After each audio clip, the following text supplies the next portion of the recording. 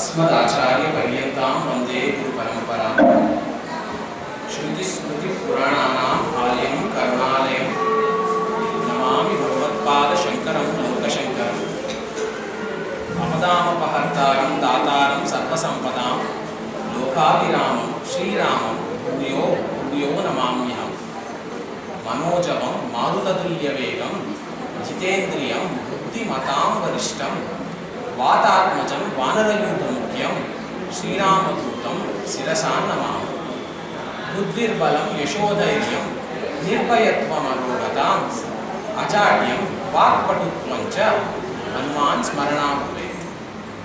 परमेश्वर स्वरूपమైన సభకు నమస్కారం।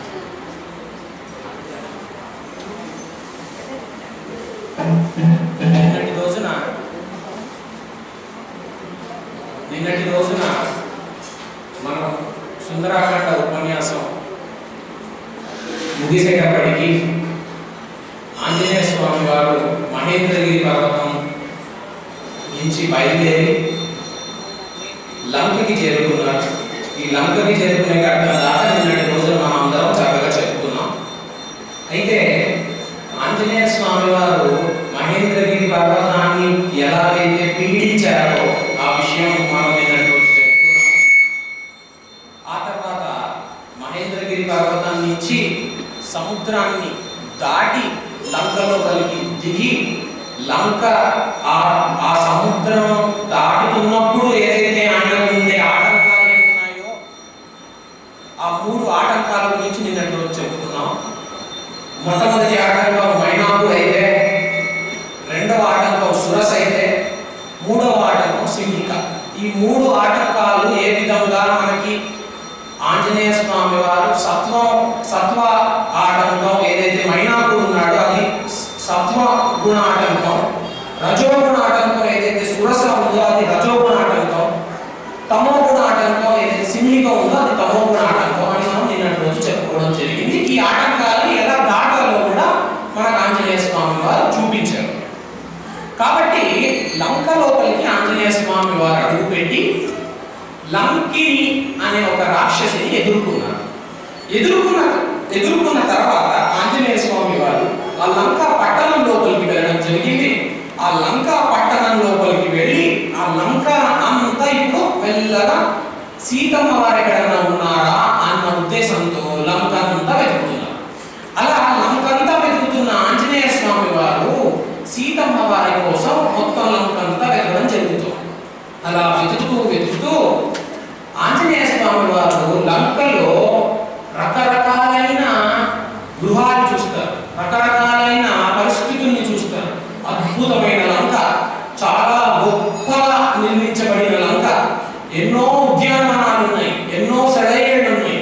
అద్భుతమైన లంకని ఆంజనేయ స్వామి వారు సీతమ్మ వారి కోసం వెతుకుతూ సీతమ్మ వారు ఉన్నారా అని చూస్తూ ఉంటారు। అయితే వాల్మీకి మహర్షి ఇక్కడ వివరిస్తారు, ఏమని వివరిస్తారంటే ఆంజనేయ స్వామి వారంట ఒక కిటికీని చూస్తే ఆ కిటికీ నుంచి కళ్ళు తిప్పడానికి ఎంతో బలం కావాల్సి ఉంటుందంట, అంత అద్భుతంగా ఉన్నాయి। ఒక కిటికీయే అట్లా ఉంది అంటే ఆ గృహాలు ఎంత అద్భుతంగా ఉంటాయి, ఆ పట్టణాలు ఎంత అద్భుతంగా ఉంటాయో మనం అందరం ఒకసారి ఆలోచించాలి। కాబట్టి అంత అద్భుతమైన లంకలోకి ఆంజనేయ స్వామి వారు సీతమ్మ వారిని వెతకడానికి బయలుదేరారు। ఆ లంకలో ఆయన చూస్తున్నదల్లా ఎంతో ఆకర్షణీయంగా ఉంది, ప్రతిదీ అద్భుతంగా, స్ఫటికంతో చేసిన నేలలు, బంగారంతో చేసిన స్తంభాలు, వజ్రాలతో చేయబడిన గోడలు, స్తంభాలు। కాబట్టి అంత అద్భుతమైన లంకని ఆంజనేయ స్వామి వారు వెతుకుతూ ఉండగా సీతమ్మ వారి కోసమే వెతుకుతున్నారు। ఏదైనా అది సీతమ్మ కాదు అంటే ఇక అక్కడి నుంచి దూరం వెళ్ళిపోతూ ఉన్నారు। అలాగే భోజనశాలలు ఉన్నాయంట, అద్భుతమైన భోజనశాలలు, ఆ భోజనశాలల నుంచి సువాసన వెదజల్లుతోందంట। ఎలాగైతే ఒకళ్ళు మన ఇంటికి పిలిచిన వాళ్ళు మనల్ని పిలిచి ఆతిథ్యం ఎట్లాగైతే ఇస్తారో, రండి మా ఇంటికి దయచేసి భోజన తాంబూలాలు స్వీకరించండి అని ఎలాగైతే పిలుస్తారో అట్లాగా ఆ సువాసనలు అట్లా అంత అద్భుతంగా ఉన్నాయంట।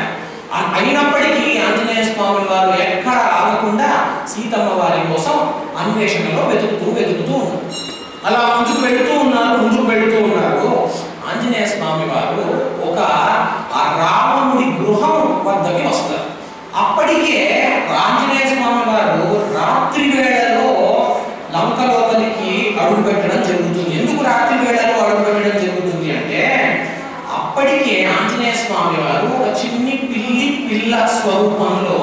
పిల్ల సైజ్ అయ్యి అంత చిన్నగా వెతుకుతూ ఉన్నారన్నమాట.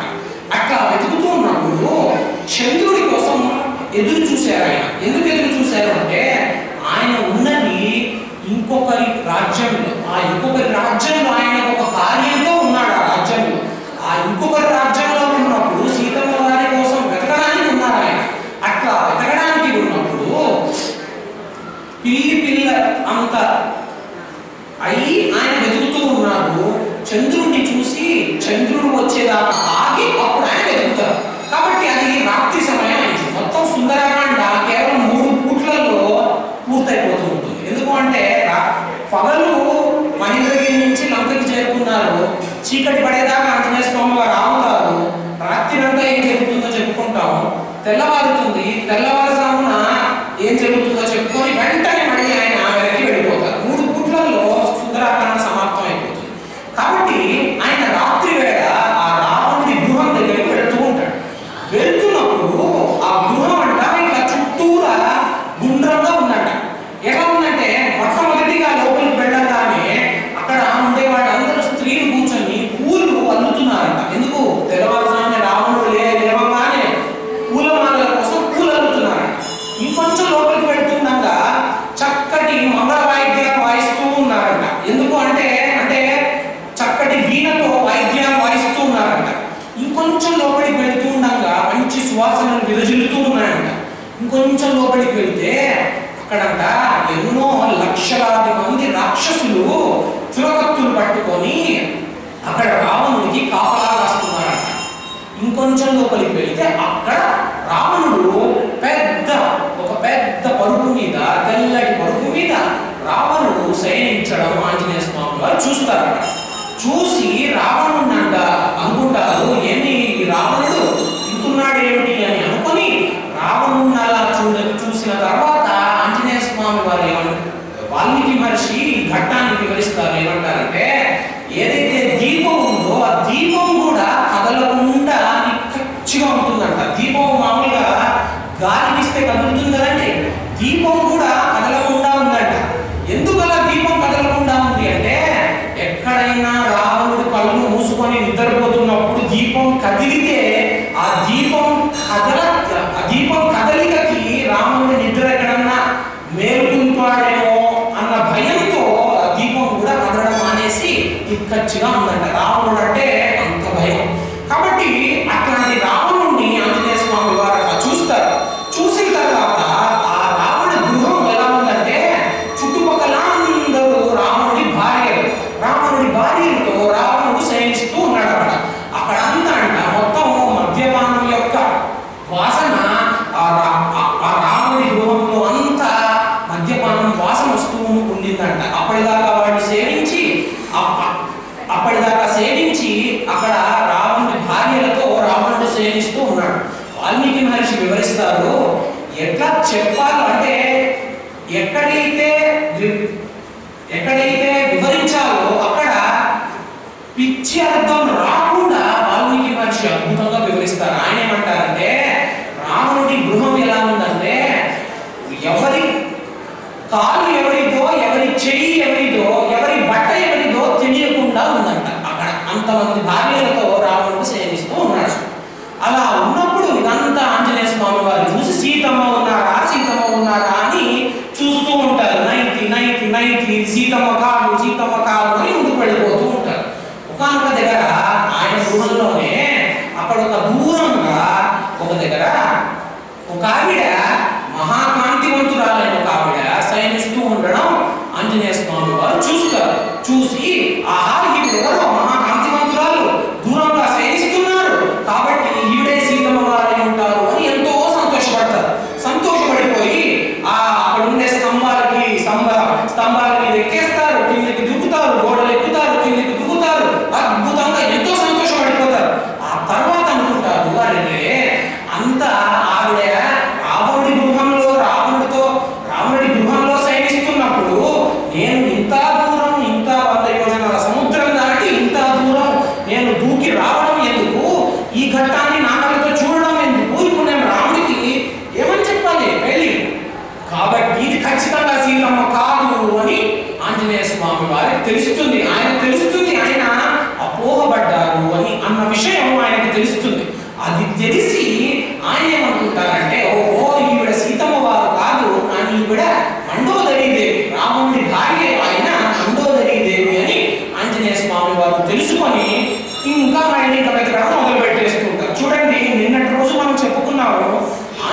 స్వామి వారు ఎవరండి? ఇప్పుడు ఒక సాధకుడు అని నిన్నటి రోజు చెప్పుకున్నాం. అంటే ఒక యోగి. ఆ యోగి ఆయన ఉపాసనలో ఏదైతే సాగరం ఆయన దాటి అంతర్ముఖుడైతున్నప్పుడు, ఆయన శరీరంలో ఆయన అంతర్ముఖంగా ఆయన దృష్టి పెట్టినప్పుడు ఎన్నో వైక్లభ్యాలు కలుగుతూ ఉంటాయి. అలాంటి వైక్లభ్యాలు కలుగుతున్నప్పుడు అప్పుడప్పుడు ఆ యోగి ఎవరైతే ఉన్నారో ఆ యోగి తప్పుదారి పడే అవకాశం చాలా ఉంటుంది. ఇప్పుడు చూడండి, ఆంజనేయ స్వామి అంతటి వారు మండోదరి దేవిని చూసి సీతమ్మ వారు అని అపోహపడినట్టు సాధనలో ఉండే ఒక యోగి ఆయన మార్గం అప్పుడప్పుడు సరైనదా కాదా అని ఎప్పటికప్పుడు సింహావలోకనం చేసుకుంటూ ఉండాలి. కాబట్టి ఆంజనేయ స్వామి వారు మండోదరి దేవిని చూడడం జరిగింది. చూసి సీతమ్మ వారు అనుకున్నారు. ఆ తర్వాత ఆయనకు అర్థమైంది ఆవిడ సీతమ్మ వారు కాదు, మండోదరి దేవి అని అనుకుని రావణ గుహ నుంచి బయటికి వచ్చేసి మొత్తం లంక అంతా వెతకడం మొదలు పెట్టేస్తూ ఉన్నారు. ఇంకా వెతుకుతూ ఉన్నారు. అట్లా వెతుకుతూ ఏమి లంక అని ఎక్కడ సీతమ్మ వారు దొరకకపోయేసరికి ఆంజనేయ స్వామి వారికి ఒక నీరసంలాగా వచ్చేసి ఈసారి ఏం చేస్తారంటే రెండవ మారు లంక అంతా వెతికేస్తారు. చూడండి, ఒక్కసారి ఆయన ఏదైతే చేయదలుచుకుంటున్నారో అది దొరకకపోతే, అది సాధించలేకపోతే ఆయన నిరుత్సాహపడకుండా రెండవ మారు మళ్ళీ లంక అంతా వెతికేస్తారు. 4 అంగుళాలు వదలకుండా వెతికారంట. అది వాల్మీకి మహర్షి చెప్తారు మనకి. కాబట్టి అంత లంక అంతా వెతికేస్తారు. మళ్ళీ చూసినవన్నీ మళ్ళీ చూస్తారు. సీతమ్మ వారు ఎక్కడ ఉన్నారా, సీతమ్మ వారు ఎక్కడ ఉన్నారా, సీతమ్మ వారు నాకు కనిపించట్లేదే, సీతమ్మ వారు నాకు కనిపించట్లేదే అని మొత్తం అంతా చూస్తూ ఉంటారు. అట్లా చూస్తున్నప్పుడు సీతమ్మ వారు ఎక్కడ కనిపించారు. ఆయన ఏంటి అసలు నేను ఎందుకు వచ్చాను ఇక్కడికి, అసలు నిజంగానే సీతమ్మ వారు ఇక్కడే వచ్చారా, లేదంటే సీతమ్మ వారు అసలు తెస్తూ ఉన్నాగానే ఇక్కడ కింద పడిపోయి ఏమన్నా అయిందా సీతమ్మ వారికి, ఏం జరిగింది సీతమ్మ వారికి అని ఆంజనేయ స్వామి వారి ఆలోచనలు. చూడండి, ఆలోచన అనేది మన మనస్సుని ఎట్లా మార్చేస్తుందో చూడండి. ఎప్పుడైతే ఒక నెగిటివ్ సర్కమ్స్టాన్స్ వచ్చినప్పుడల్లా మన మనస్సు మనల్ని తిప్పడానికి ప్రయత్నం చేస్తుంది. ఆ సరైన ఆలోచన నుంచి తప్పుదారి పట్టించే ప్రయత్నం చేస్తుంది ఆలోచన. ఆంజనేయ స్వామి వారికి ఎటువంటి ఆలోచనలు వచ్చాయంటే, సీతమ్మ వారికి ఏమన్నా అయిపోయిందా, ఇప్పుడు నేను వెనక్కి వెళ్ళి రాముల వారికి ఏం చెప్పను, రాముల వారికి ఇప్పుడు నేను సీతమ్మ వారికి దొరకలేదు అన్న విషయం చెప్పాను అనుకోండి, రాముల వారి ఎంతో బాధపడతారు. అంత బాధపడిన తర్వాత రాముల వారు ఆయన శరీరం విడిచిపెట్టేస్తారు. అట్లా కానీ జరిగితే లక్ష్మణస్వామి కూడా శరీరం విడిచిపెట్టేస్తారు. అట్లా కానీ జరిగితే ఇక్ష్వాకు వంశం అంతా నాశనం అయిపోతుంది. అక్కడ వెళ్ళిపోయే ఆంజనేయ స్వామి ఆలోచన చూడండి. అంటే మన మనస్సు అనేది వైక్లభ్యం చెందితే మన ఆలోచనలు తప్పుదారి పట్టిస్తూ ఉంటాయి. దాన్ని మనం పట్టుకోగలగాలి. అప్పుడు ఆంజనేయ స్వామి వారు అనుకుంటారు, సీతమ్మ వారు అని నాకు దొరకకపోతే నేను అసలు కిష్కిందకే వెళ్ళను, ఇక్కడే ఉండిపోతా. హస్తాదానో ముఖాదానో నియతో వృక్షమూలిక వానప్రస్థ భవిష్యామి దృష్ట్వా జనకాత్మయ అంటారు. ఆయన ఏమంటారంటే, నేను కానీ ఇప్పుడు సీతమ్మ వారు నాకు కనిపించకపోతే నేను హస్తాదానం చేతిలో ఏదైనా పడితే స్వీకరిస్తాను. ఆ తర్వాత ఒక వృక్షం కింద కూర్చుండిపోయి వానప్రస్థాశ్రమం స్వీకరించేస్తాను. ఈ వానప్రస్థాశ్రమం స్వీకరించేసి నా చేతిలో ఏదైనా పడితే స్వీకరిస్తాను, లేదంటే అలానే బతుకుతాను. కానీ వెనక్కి మటుకు వెళ్ళను, కిష్కిందకి మటుకు వెళ్ళను. సీతమ్మ వారు దొరకలేదు అనే వాటితో మటుకు నేను వెనక్కి వెళ్ళను అని నిరుత్సాహపడిపోయి ఒక చెట్టు కింద కుప్ప కూలిపోతాడు. నాకు సీతమ్మ దొరకట్లేదే అని. ఇక్కడ చూడండి, ఇట్లాంటి పరిస్థితుల్లో ఆంజనేయ స్వామి అంతటి వారు నేను ఇక్కడే ఉండి ఇక్కడే శరీరం విడిచిపెట్టేస్తాను అన్నంత ఆలోచన వచ్చేసింది ఆయనకి. ఎందుకు వచ్చింది? సీతమ్మ వారు నాకు దొరకట్లేదే, నాకు కనిపించట్లేదే అన్న ఆలోచనతో ఆయనకు వచ్చింది. అట్లాంటప్పుడు ఆంజనేయ స్వామి వారికి అప్పుడు ఆయన అనుకుంటాడు, సీతమ్మ వారు నాకు దొరకట్లేదు అంటున్నానే, అసలు ఇక్కడ ఏం జరుగుతోంది, నేను సీతమ్మ వారిని వెతుకుతున్నాను. ఇప్పటిదాకా నేను నగ్నంగా ఎంతో మంది ఆడవాళ్ళని చూడడం జరిగింది, కానీ ఏం చేయను, సీతమ్మ వారి కోసం మరి చూడాల్సి వచ్చింది. దానివల్ల నాకేమైనా దోషం కలిగిందా అని ఆలోచన వస్తుంది ఆయనకి. అలా ఆలోచన వచ్చినప్పుడు ఆయన అనుకుంటారు, లేదు నేను ఇప్పుడు నా ధర్మం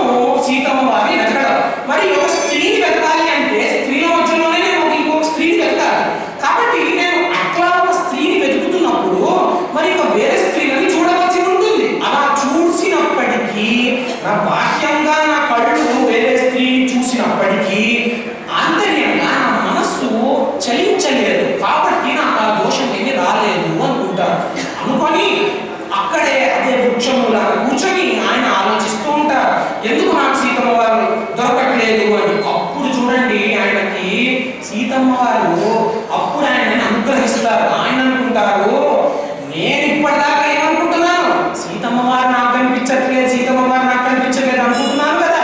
సీతమ్మ వారు నాకు కనిపించడం ఏంటి, ఆవిడ దర్శనం ఆవిడ అనుమతితో ఆవిడంతటా నాకు ఆవిడ దర్శనం ఇవ్వాలి, కానీ నేను ఆవిడని చూడాలి అనుకుంటే ఆవిడ నాకు నేను ఆవిడని చూడాలి అనుకుంటే నేను ఆవిడని చూడగలుగుతానా అనుకొని ఆయనకి సీతమ్మ వారి అనుగ్రహం కలిగి ఆయన ఏం చేస్తారంటే, నమోస్తు రామాయ సలక్ష్మణాయ దేవీచతశ్చై జనకాత్మజాయే నమోస్తు రుద్రేంద్రాయామానిలేభ్యో నమోస్తు చంద్రాక మరుద్గనేభ్యో అని నమోస్తు రామాయ సలక్ష్మణాయ రాముడికి నమస్కారం, లక్ష్మణుడికి నమస్కారం, దేవీచతశ్చై జనకాత్మజాయే సీతమ్మ వారికి నమస్కారం, నమోస్తు రుద్రేంద్రాయామానిలేభ్యో నమోస్తు రుద్రుడికి నమస్కారం, ఇంద్రుడికి నమస్కారం, యముడికి నమస్కారం, అనిలుడికి నమస్కారం, నా తండ్రి అయిన అనిలుడికి నమస్కారం, నమోస్తు చంద్రాక మరుద్గణేభ్యో చంద్రుడికి నమస్కారం, అర్క అంటే సూర్యుడికి నమస్కారం, మరుద్గణములకి నమస్కారం అని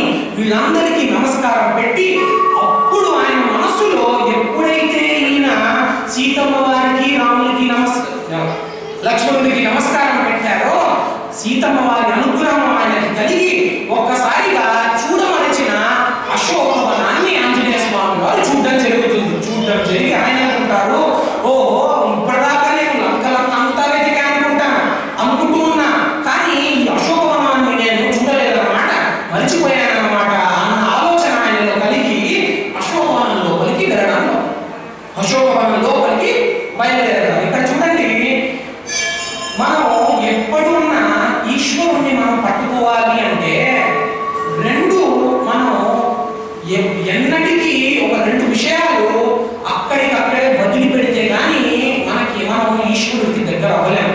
ఉదాహరణకి భాగవతంలో కృష్ణలీలలో దశమస్కందంలో కృష్ణలీలలో ఏం జరుగుతుందంటే, చిన్ని కృష్ణుడు యశోదాదేవి ఆ చిన్ని కృష్ణుడిని ఒక రోకలికి కట్టేద్దాం అనుకుంటుంది. ఆ రోకలికి కట్టేద్దాం అనుకున్నప్పుడు ఆ చిన్ని కృష్ణుడు ఇక్కడికక్కడి పరుగులు తీస్తూ ఉంటాడు.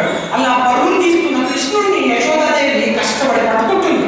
కష్టపడి పట్టుకొని ఆ చిన్ని కృష్ణుడిని ఒక రోకలి దగ్గరికి తెచ్చి కట్టేద్దాం అనుకుంటున్నాడు. ఆవిడ కట్టేద్దాం అనుకుంటుంది, కానీ శ్రీకృష్ణుడు భగవానుడే శ్రీకృష్ణుడులా జన్మించాడు భాగవతంలో. కాబట్టి శ్రీకృష్ణుడు అనుకుంటాడు, శ్రీకృష్ణుడు నేను భగవానుని నేనే సాక్షాత్ భగవంతుని ఎప్పుడు చెబుతూనే ఉంటాడు. అయినప్పటికీ జనాలు నమ్మరు. రాముడు ఏమంటాడంటే, నేను దేవుణ్ణి కాదు బాబు, నేను మనుష్యుణ్ణి, నేను దాశరథి పుత్రుణ్ణి, నేను దశరథ పుత్రుణ్ణి, దాశరథి నేను అని రాముడు అనుకుంటాడు. అయినప్పటికీ చుట్టూ ఉన్న ఋషులు కాదు నాయన సాక్షాత్ విష్ణు స్వరూపం అంటారు. కాబట్టి శ్రీకృష్ణుడు చిన్ని కృష్ణుడు ఆ యశోదమ్మని ఏదో ఇబ్బంది పెట్టేస్తూ ఉన్నాడు. అట్లా ఇబ్బంది పెట్టేస్తున్నప్పుడు యశోదమ్మ శ్రీకృష్ణుడిని కట్టేద్దాం అనుకుంటుంది. కట్టేద్దాం అనుకుని ఒక తాడుని తీసుకొచ్చి ఆ శ్రీకృష్ణుడిని కట్టే ప్రయత్నం చేస్తుంది. అలా కట్టే ప్రయత్నం చేస్తే శ్రీకృష్ణుడికి ఇలా కట్టడానికి శ్రీకృష్ణుడి కడుపు దగ్గర సరిగ్గా 2 అంగుళాలు తాడు తక్కువైంది. అదే ఈ దగ్గర 2 అంగుళాల తాడు తక్కువైంది అని చెప్పి మళ్ళీ ఇంట్లో ఉండే ఇంకొక తాడు తెచ్చి ఈ తాడుని కట్టి ఈ తాడుని కొంచెం పెద్దగా చేసి మళ్ళీ శ్రీకృష్ణుడిని కట్టడానికి ప్రయత్నిస్తుంది. మళ్ళీ 2 అంగుళాలు తక్కువైతాయి. అరే ఏం జరుగుతుంది ఇక్కడ, ఇంత గుంటగాడు వెళ్తున్నాడు, నేను దీన్ని కట్టలేకపోతున్నాను ఏంటి అని. ఎందుకు యశోదమ్మకి తెలియదు ఈయన సాక్షాత్ భగవంతుడే అని. కాబట్టి ఆవిడ ఈయన ఏదో కట్టేద్దాము అని ప్రయత్నిస్తుంది. సరే అని ఈవిడ చేస్తుంది, ఈవిడ ఇంకా నేను కట్టేస్తాను అని ఇంకొక తాడు వెతుకుతుంది, ఇంకొంచెం పెద్దది చేస్తుంది. అయినప్పటికీ ఇంకొక 2 అంగుళాలు తక్కువే అవుతాయి. ఇట్లా కాదని చెప్పి ఈవిడ అలసిపోతారు, మొత్తం అలసిపోతారు. ఇంట్లో ఉండే తాళ్ళన్నీ తెచ్చేసి కట్టేస్తుంది, పెద్ద తాడు చేస్తుంది. అయినప్పటికీ 2 అంగుళాలు తక్కువే అవుతాయి. ఏంట్రా ఇంత ఈ 2 అంగుళాలు తక్కువ అవుతున్నాయి అని ఆవిడ ఆశ్చర్యపోతారు. ఆవిడ ఆశ్చర్యపోయిన తర్వాత ఈ 2 అంగుళాలు ఎందుకు తగ్గుతున్నాయని అనుకున్నప్పుడు కృష్ణుడు అనుకుంటాడు, సరేలే అమ్మని ఎందుకు అట్లా నేను ఇబ్బంది పెట్టడం, ఆవిడ అప్పటికే చెమటలు కప్పుతుంది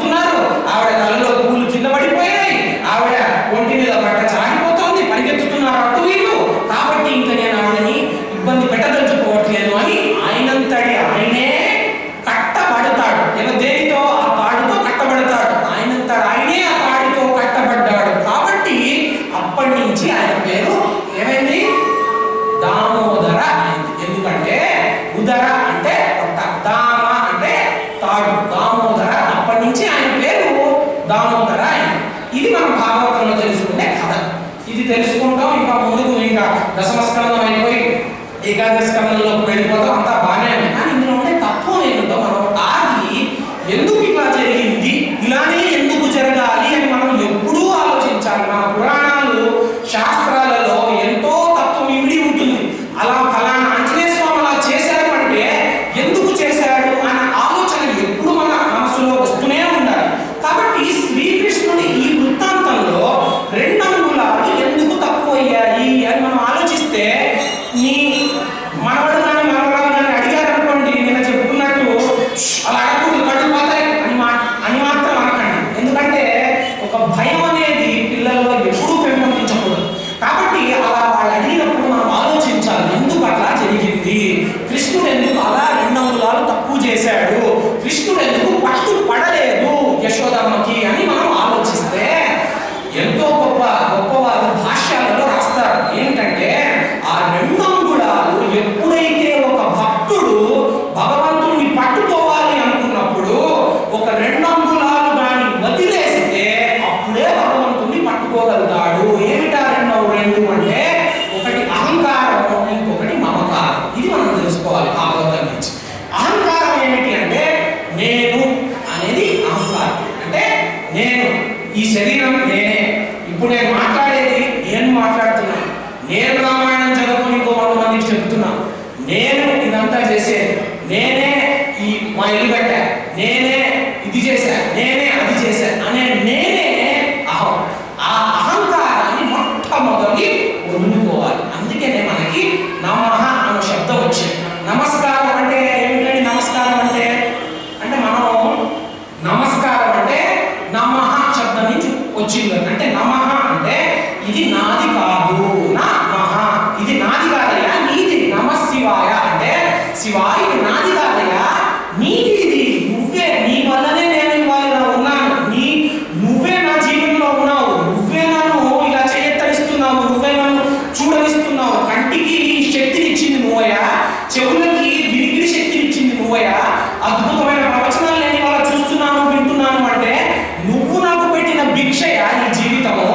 అద్భుతమైన సంగీతం విని నేను ఎంతో ఆహ్లాదపడిపోతున్నానంటే నువ్వు నాకు ఆ చైతన్యం నాలో ఉన్నావయ్యా నువ్వు, కాబట్టే నేను ఇవాళ ఇలా ఉన్నాను అనే భావనలో ఎల్లప్పుడూ ఉండగలిగితే అద్భుతమైన భక్తి భావనలో ఉండి నమః అనే అర్థానికి సార్థకం. నమః అనే అర్థం అద్భుతంగా మనకి అర్థమైంది అని తెలుస్తుంది. అలాగే మమకారం రెండోది. మమకారం అంటే ఏంటండి? మమకారం అంటే ఏంటి? మమకారం అంటే మమకారం అంటే నాది అని, అది మమకారం. అంటే అహంకారం అంటే నేను అని చెప్పుకున్నాం కదా, మమకారం అంటే నాది అనేది మమకారం. అంటే ఇది నాది, ఇది నా పుస్తకం, ఈవిడ నా భార్య, ఈవిడ నా భర్త, వీడు నా పిల్లలు, ఇది మమకారం. మరి మమకారాన్ని కూడా దూరం చేసేసుకోవాలా? ఖచ్చితంగా దూరం చేసేసుకోవాలి. మరి మమకారాన్ని దూరం చేసేసుకుంటే మరి మా మనవాడిని ఎట్లా నేను పొద్దునే స్కూల్లో దింపడం, మా మనవాడికి నేను లంచ్ డబ్బా ఎట్లా వెళ్ళి ఇవ్వడం, మా మనవాడిని ఆటోలో తీసుకెళ్ళి ఎట్లా నేను ట్యూషన్ నుంచి తీసుకొని రావడం అంటే కానీ మనకి అద్భుతమైన మన శాస్త్రాల్లో ఒక మాట ఉంది, కర్తవ్యం అంటాం. వెంకటాచల సుప్రభాతం ఎట్లా మొదలవుతుందండి? వెంకటాచల సుప్రభాతం ఎట్లా మొదలవుతుంది? కౌసల్యా సుప్రజారామ పూర్వ సంధ్యా ప్రవర్తతే ఉద్దిష్ట నరసార్థుల కర్తవ్యం దైవమాన్నికం. కర్తవ్యం అనే మాట ఎల్లప్పుడూ మనం అందరం మనసులో పెట్టుకోవాలి. అది బాధ్యత కాదు. బాధ్యత అనే మాట పతనానికి దారి తీసేస్తుంది. కర్తవ్యమే మనసులో పెట్టుకోవాలి. కర్తవ్యం ఏమిటి అంటే మన పిల్లల్ని పోషించడం, వాళ్ళని పెరిగి పెద్ద చేయడం కర్తవ్యం. ఒక స్థాయి వచ్చిన తర్వాత పిల్లలకి మనం చెప్పేది చెప్తాము, చెప్పిన తర్వాత వాళ్ళు విన్నారా వాళ్ళ మంచి, వినలేదా అది వాళ్ళ కర్మ అని వదిలేయాలి. మన కర్తవ్యం మనం చేసామా లేదా అనేది ఆలోచించాలి. మన కర్తవ్యం జరిగిపోయిన తర్వాత అరే మా వాడు ఇంకా ఐఐటీలో సీట్ రాలేదే, మా వాడికి ఇంకా ఎంసెట్లో ఏదో ర్యాంక్ వచ్చిందే అని ఓహో ఇంకా కొట్టేసుకోకూడదు. ఎందుకు అంటే తండ్రిగా కర్తవ్యం చేయవలసింది చేసామా, తల్లిగా కర్తవ్యం చేయవలసింది చేసామా, దాని తర్వాత ఇక దాటేయాలి. దాన్ని ఆ తర్వాత మనవడు మనవరాలు అంటారా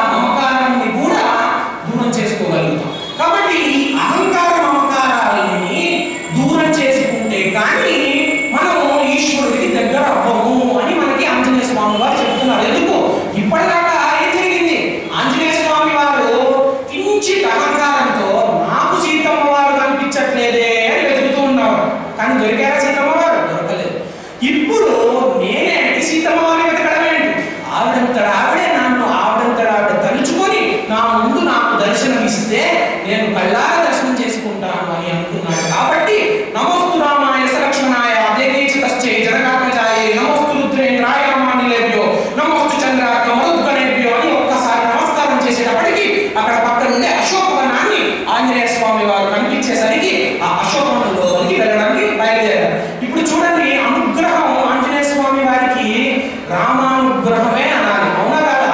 అనుగ్రహం అనేది మనకి ఒక బుద్ధిలో మార్పే అనుగ్రహం అని మనం అందరం గుర్తుపెట్టుకోవాల్సిన విషయం. ఎందుకు అంటే రాముడు వచ్చి నన్ను కాపాడాడయ్యా, అదొక అనుగ్రహం. అంటే ఏమిటి అనుగ్రహం అంటే? బుద్ధిలో మార్పే అనుగ్రహం.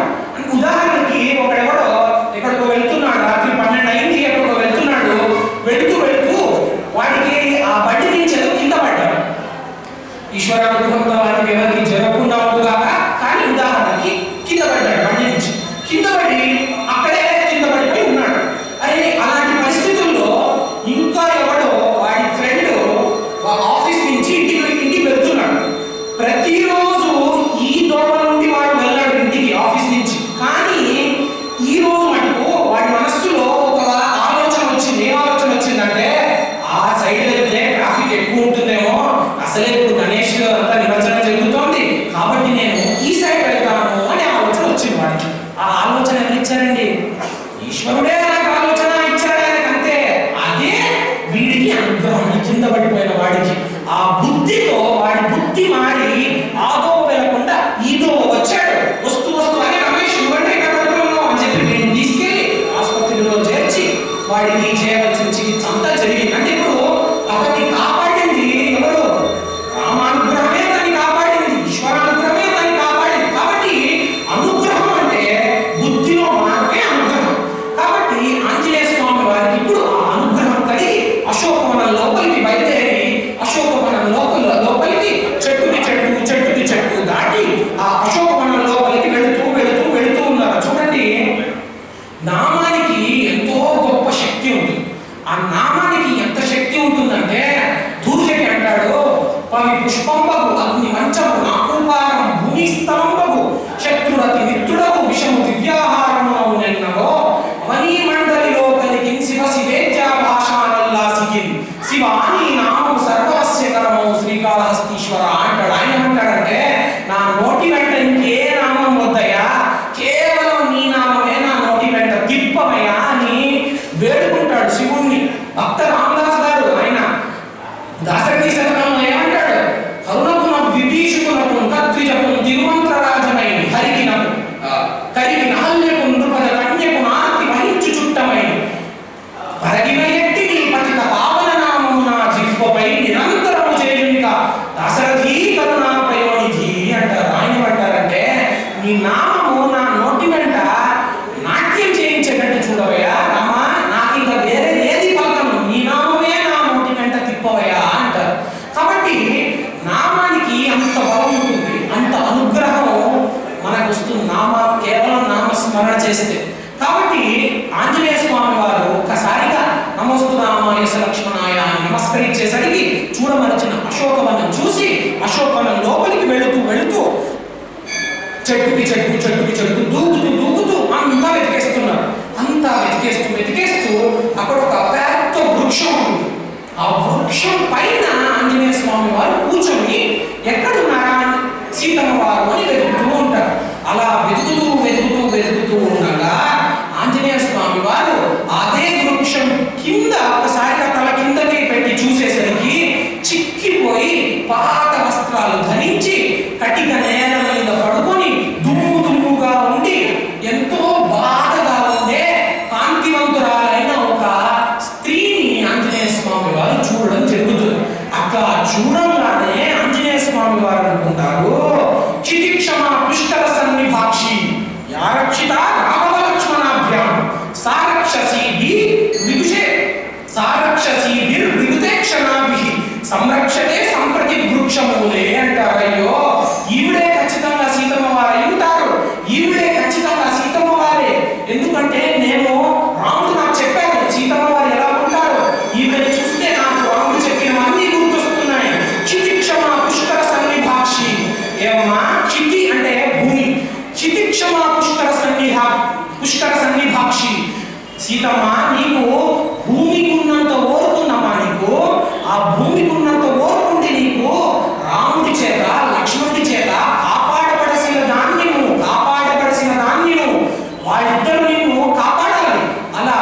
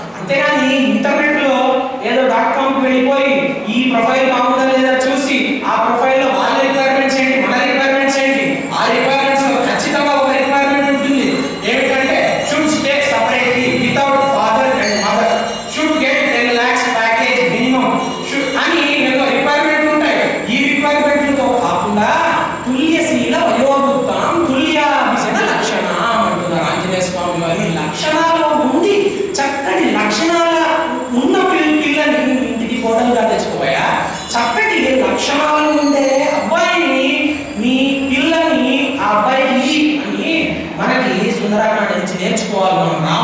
రాములు వారు సీతమ్మ వారు అంత సమతుల్యంగా ఉన్నారు అని ఆంజనేయ స్వామి వారు చెప్తున్నారు మనకి. రాఘవో అర్హత వైదేహీం తంచేయమసితేక్షణ. ఎలాగైతే రాముడికి సీత అన్ని విధాలుగా అర్హురాలో, సీతమ్మ వారికి కూడా రాముడు అన్ని విధాలుగా అర్హుడు లేక ఒక మెట్టు ఎక్కువే అని చెప్తున్నారు ఇక్కడ ఆంజనేయ స్వామి వారు. ఇట్లా చూసి సీతమ్మ వారు దొరికారు వాళ్ళ సంతోషంతో ఎంతో ఆనందింపజేస్తారు, ఎంతో ఆనందంతో పొంగిపోతారు ఆంజనేయ స్వామి వారు. అట్లా పొంగిపోయి ఈ ఘట్టాన్ని మన పెద్దలు సిద్ధి సరగా అంటారు. ఎందుకంటే ఎక్కడైతే ఆంజనేయ స్వామి వారు సీతమ్మ వారిని చూస్తారో, ఆంజనేయ స్వామి వారు ఎంతో సంతోషిస్తారో ఈ ఘట్టాన్ని సిద్ధి సరగా అంటారు మన పెద్దలు. కాబట్టి అట్లా ఇప్పుడు ఆంజనేయ స్వామి వారు సీతమ్మ వారిని చూశారు.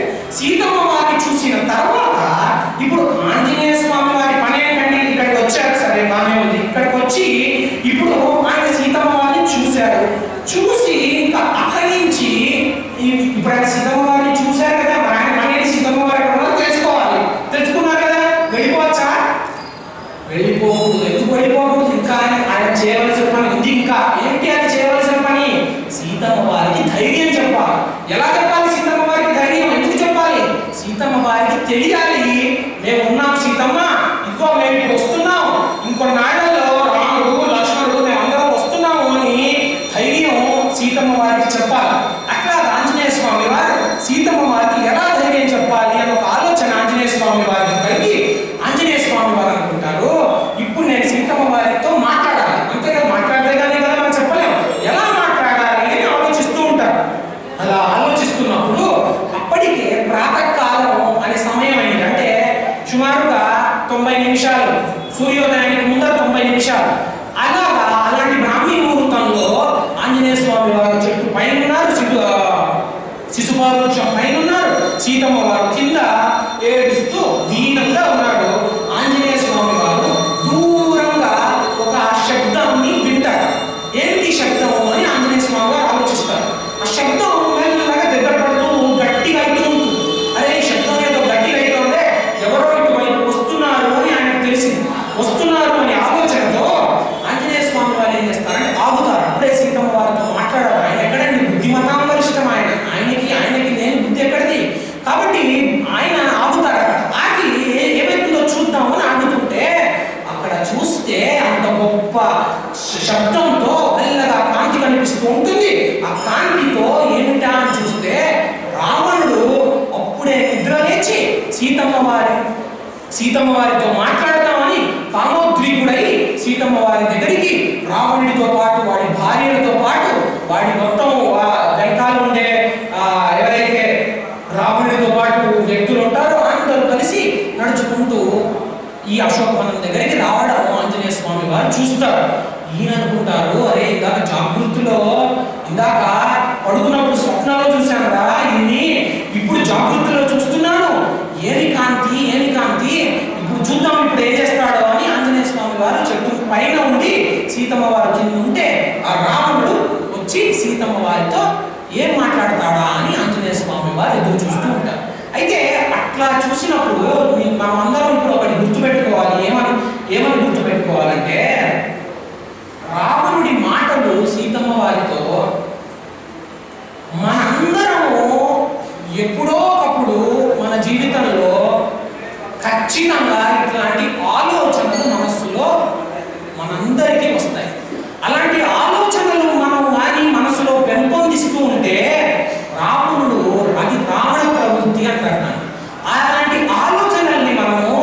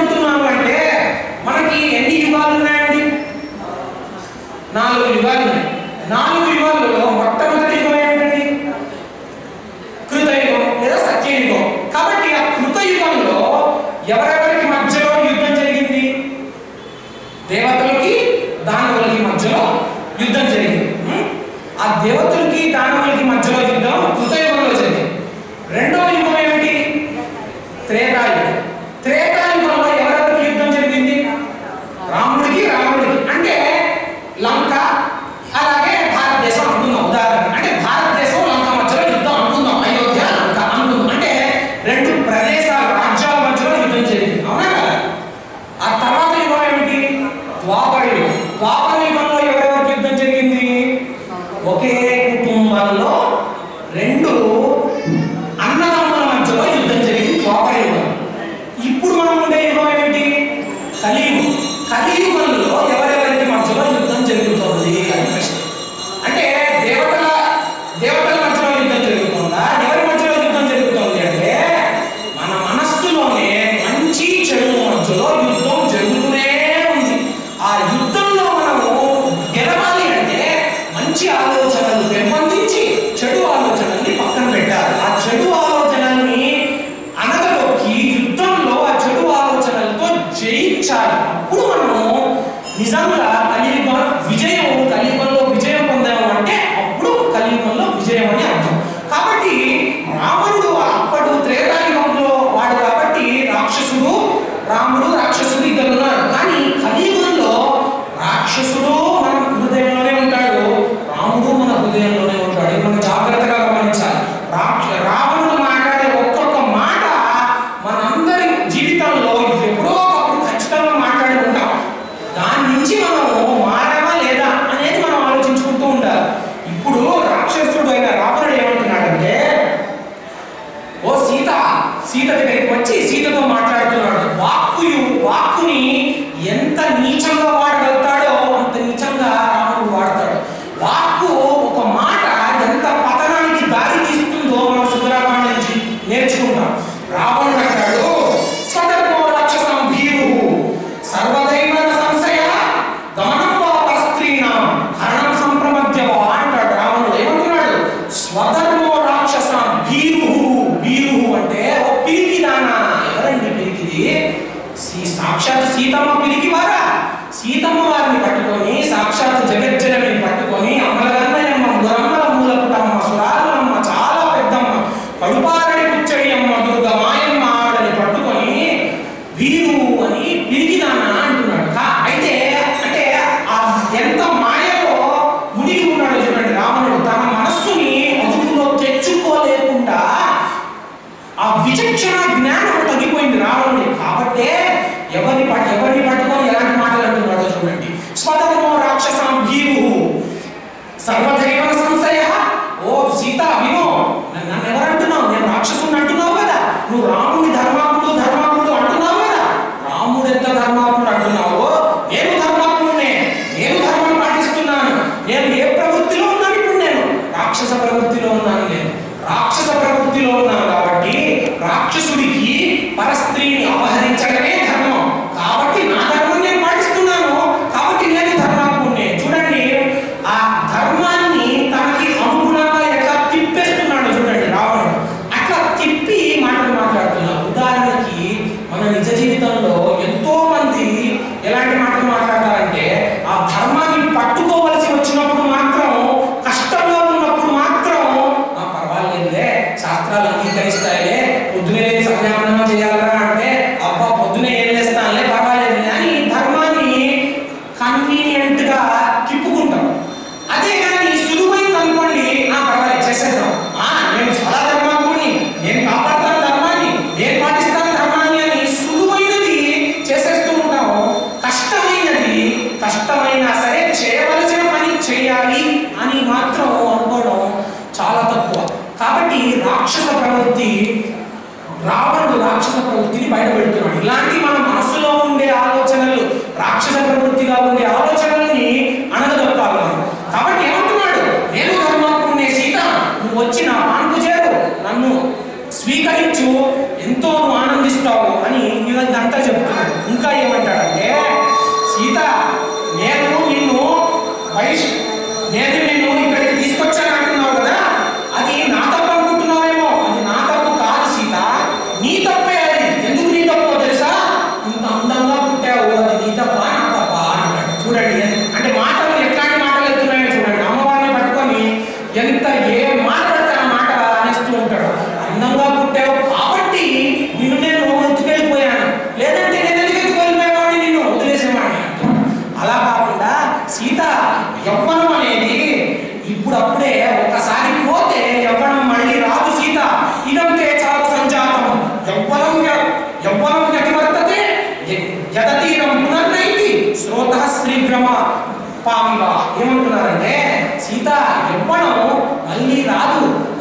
ఎలాగైతే ఒక నది ప్రవాహం వెళ్ళిపోతూ ఉంటుందో అలాగా యవ్వనం కూడా వెళ్ళిపోతూ ఉంటుంది. ఒక్కసారి వెళ్ళిపోతే మళ్ళీ తిరిగి రాదు సీత. కాబట్టి నువ్వు ఇప్పుడు యవ్వనంలో ఉన్నావు కాబట్టి వచ్చిన పాన్పు చేరు సంతోషంగా సుఖంగా బ్రతుకు అంటున్నాడు. అలాగా అదే కాకుండా ఇంకా ఏమంటాడంటే నీకు కావాలంటే నీ నాన్నగారైన జనకుడికి నా రాజ్యాలన్నీ రాసిస్తా నువ్వు వచ్చిన పాన్పు చేరు. అంటే చూడండి ఒక లంచము నుండి తత్వం అని. అంటే నేను మీ నాన్నగారికి ఫలానా ఇస్తా నువ్వు నన్ను స్వీకరించు అంటున్నాడు. అక్కడితో కూడా ఆపకుండా ఇంకా ఏమంటాడంటే నువ్వు నీ చుట్టుపక్కల ఉండే రాక్షసులు అందరూ ఉన్నారని నువ్వేమన్నా నీ మనసులో ఉన్న మాట బయట పెట్టుకోకుండా ఉన్నావో ఏమో. వీళ్ళందరూ నా వాళ్ళే, నువ్వు నీ మనసులో ఉన్న మాట బయట పెట్టు, నన్ను స్వీకరించు అని సీతమ్మ వారిని ఇన్ని మాటలతో సీతమ్మ వారిని ఎంతో కష్టపెడుతున్నాడు రావణుడు. చూడండి మాట ఎంత దూరానికి తీసుకెళ్తుందో సుందరకాండ చెబుతుంది మనకి. అందుకు సుందరకాండలో ఉన్న సౌందర్యం అది.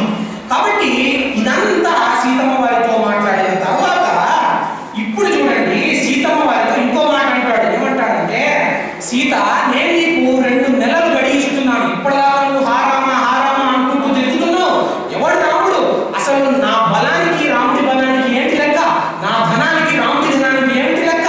నేను ఎంతో తపస్సాలిని, నేను ఎంతో బలవంతుణ్ణి, నాకు ఉండే అంత బలాలు లేవు. ఏమనుకుంటున్నావు? రాముడు ఎందుకు పనికిరాడు నా బల పరాక్రమం ఉందా? కాబట్టి వచ్చిన పానుపు చేరు రాముడు ఏమొస్తాడు ఇప్పుడు? ఆ రాముడు ఏ అరణ్యాలలో ఎక్కడో తప్పిపోయి ఉంటాడు రాముడు. కాబట్టి నువ్వు వచ్చిన పానుపు చేరు 2 నెలలు ఇస్తున్నాను నీకు నన్ను స్వీకరించడానికి. నువ్వు కానీ నన్ను ఈ 2 నెలల్లో స్వీకరించకపోతే నిన్ను నరికేసి ప్రాతకాల పలహారముగా నేను భోజనం చేసేస్తాను అంటాడు. అంటే బ్రేక్ఫాస్ట్ అన్నమాట. రావణుడు బ్రేక్ఫాస్ట్ గా సీతమ్మ వారిని నరికి బ్రేక్ఫాస్ట్ చేసేస్తాడు అని రావణుడు అంటున్నాడు. అయితే అక్క అనేసరికి ఆంజనేయ స్వామి పైన చూస్తున్నారు. సీతమ్మ వారు ఏడుస్తూ కిందున్నారు. ఇట్లా ముడుచుకొని కూర్చొని సీతమ్మ వారు ఉన్నారు. ఆంజనేయ స్వామి ఏమో తెల్లటి వస్త్రాలతో కట్టి నిండా నీళ్లు పెట్టుకొని రావణుడి మాటలు చూస్తున్నారు. సీతమ్మ వారు ఇప్పుడు ఏం చేస్తారంటే రావణుడితో మాట్లాడడం ఇష్టం లేక ఏం చేస్తారండి సీతమ్మ వారు ఇప్పుడు ఏం చేస్తారు? మన సనాతన ధర్మంలో స్త్రీ యొక్క బలపరాక్రమం ఏంటో ఇప్పుడు చెప్పుకుంటాం మనం. సీతమ్మ వారి వంశంలో మనం ఉన్నాం. ఇప్పుడు రామాయణం యొక్క వంశంలో మనం అందరం ఉన్నాం. రామాయణం యొక్క వారసులం మనం అందరం. ఎందుకో ఇప్పుడు చెప్పుకుంటాం. సీతమ్మ వారు రావణుడు పరాయి మగాడైన రావణుడితో మాట్లాడడం, వాడి ముందు నుంచొని మాట్లాడడం ఇష్టం లేక అది ఏం చేస్తారంటే తృణమంతర ప్రత్యువాచ శుచిస్మిత నివర్తాయ మనోమత్త స్వజనే క్రియతాం మనః. ఆవిడేం చేస్తారంటే ఒక తృణాన్ని తీసుకొచ్చి మధ్యలో పెట్టి రావణుడితో మాట్లాడడం మొదలు పెడతారు. తృణాన్ని ఎందుకంటే మధ్యలో పెట్టడం అంటే మన గురువులు ఆచార్యులు ఎంతో గొప్ప వ్యాఖ్యానాలు ఇచ్చారు. వాళ్ళు ఏమంటారంటే రావణ నువ్వు తృణం వంటి వాడివిరా, అందుకే నువ్వు కొద్ది రోజులు ఆగు. ఎలాగైతే ఒక గడ్డి మూక అగ్నికి దగ్ధమవుతుందో నువ్వు అట్లా దగ్ధమైపోతావురా రావణ అని. అది ఒక అర్థం. కాదు ఇంకొక అర్థం ఏంటంటే ఒక పరాయి మగాడితో మాట్లాడే ముందర మధ్యలో ఒక తృణాన్ని పెట్టారు. అది ఒక అర్థం. ఇంకొక అర్థం ఏమిటంటే ఓ రావణ నీకు అప్పుడు గుర్తుందో లేదో నా రాముడు ఒక తృణాన్ని తీసుకొని తృణం మీద బ్రహ్మాస్త్రం ఉపయోగించి కాకాసుడి మీద వదిలాడా, అలాగా ఇదే తృణంతో నా రాముడు నిన్ను దెబ్బతీసి కింద పడగొడతాడు చూసుకో అని అర్థం. అట్లాగా ఎన్నో అర్థాలు చెప్పారు మన పెద్దలు. కాబట్టి ఆ తృణాన్ని మధ్యలో పెట్టి సీతమ్మ వారి మాటలు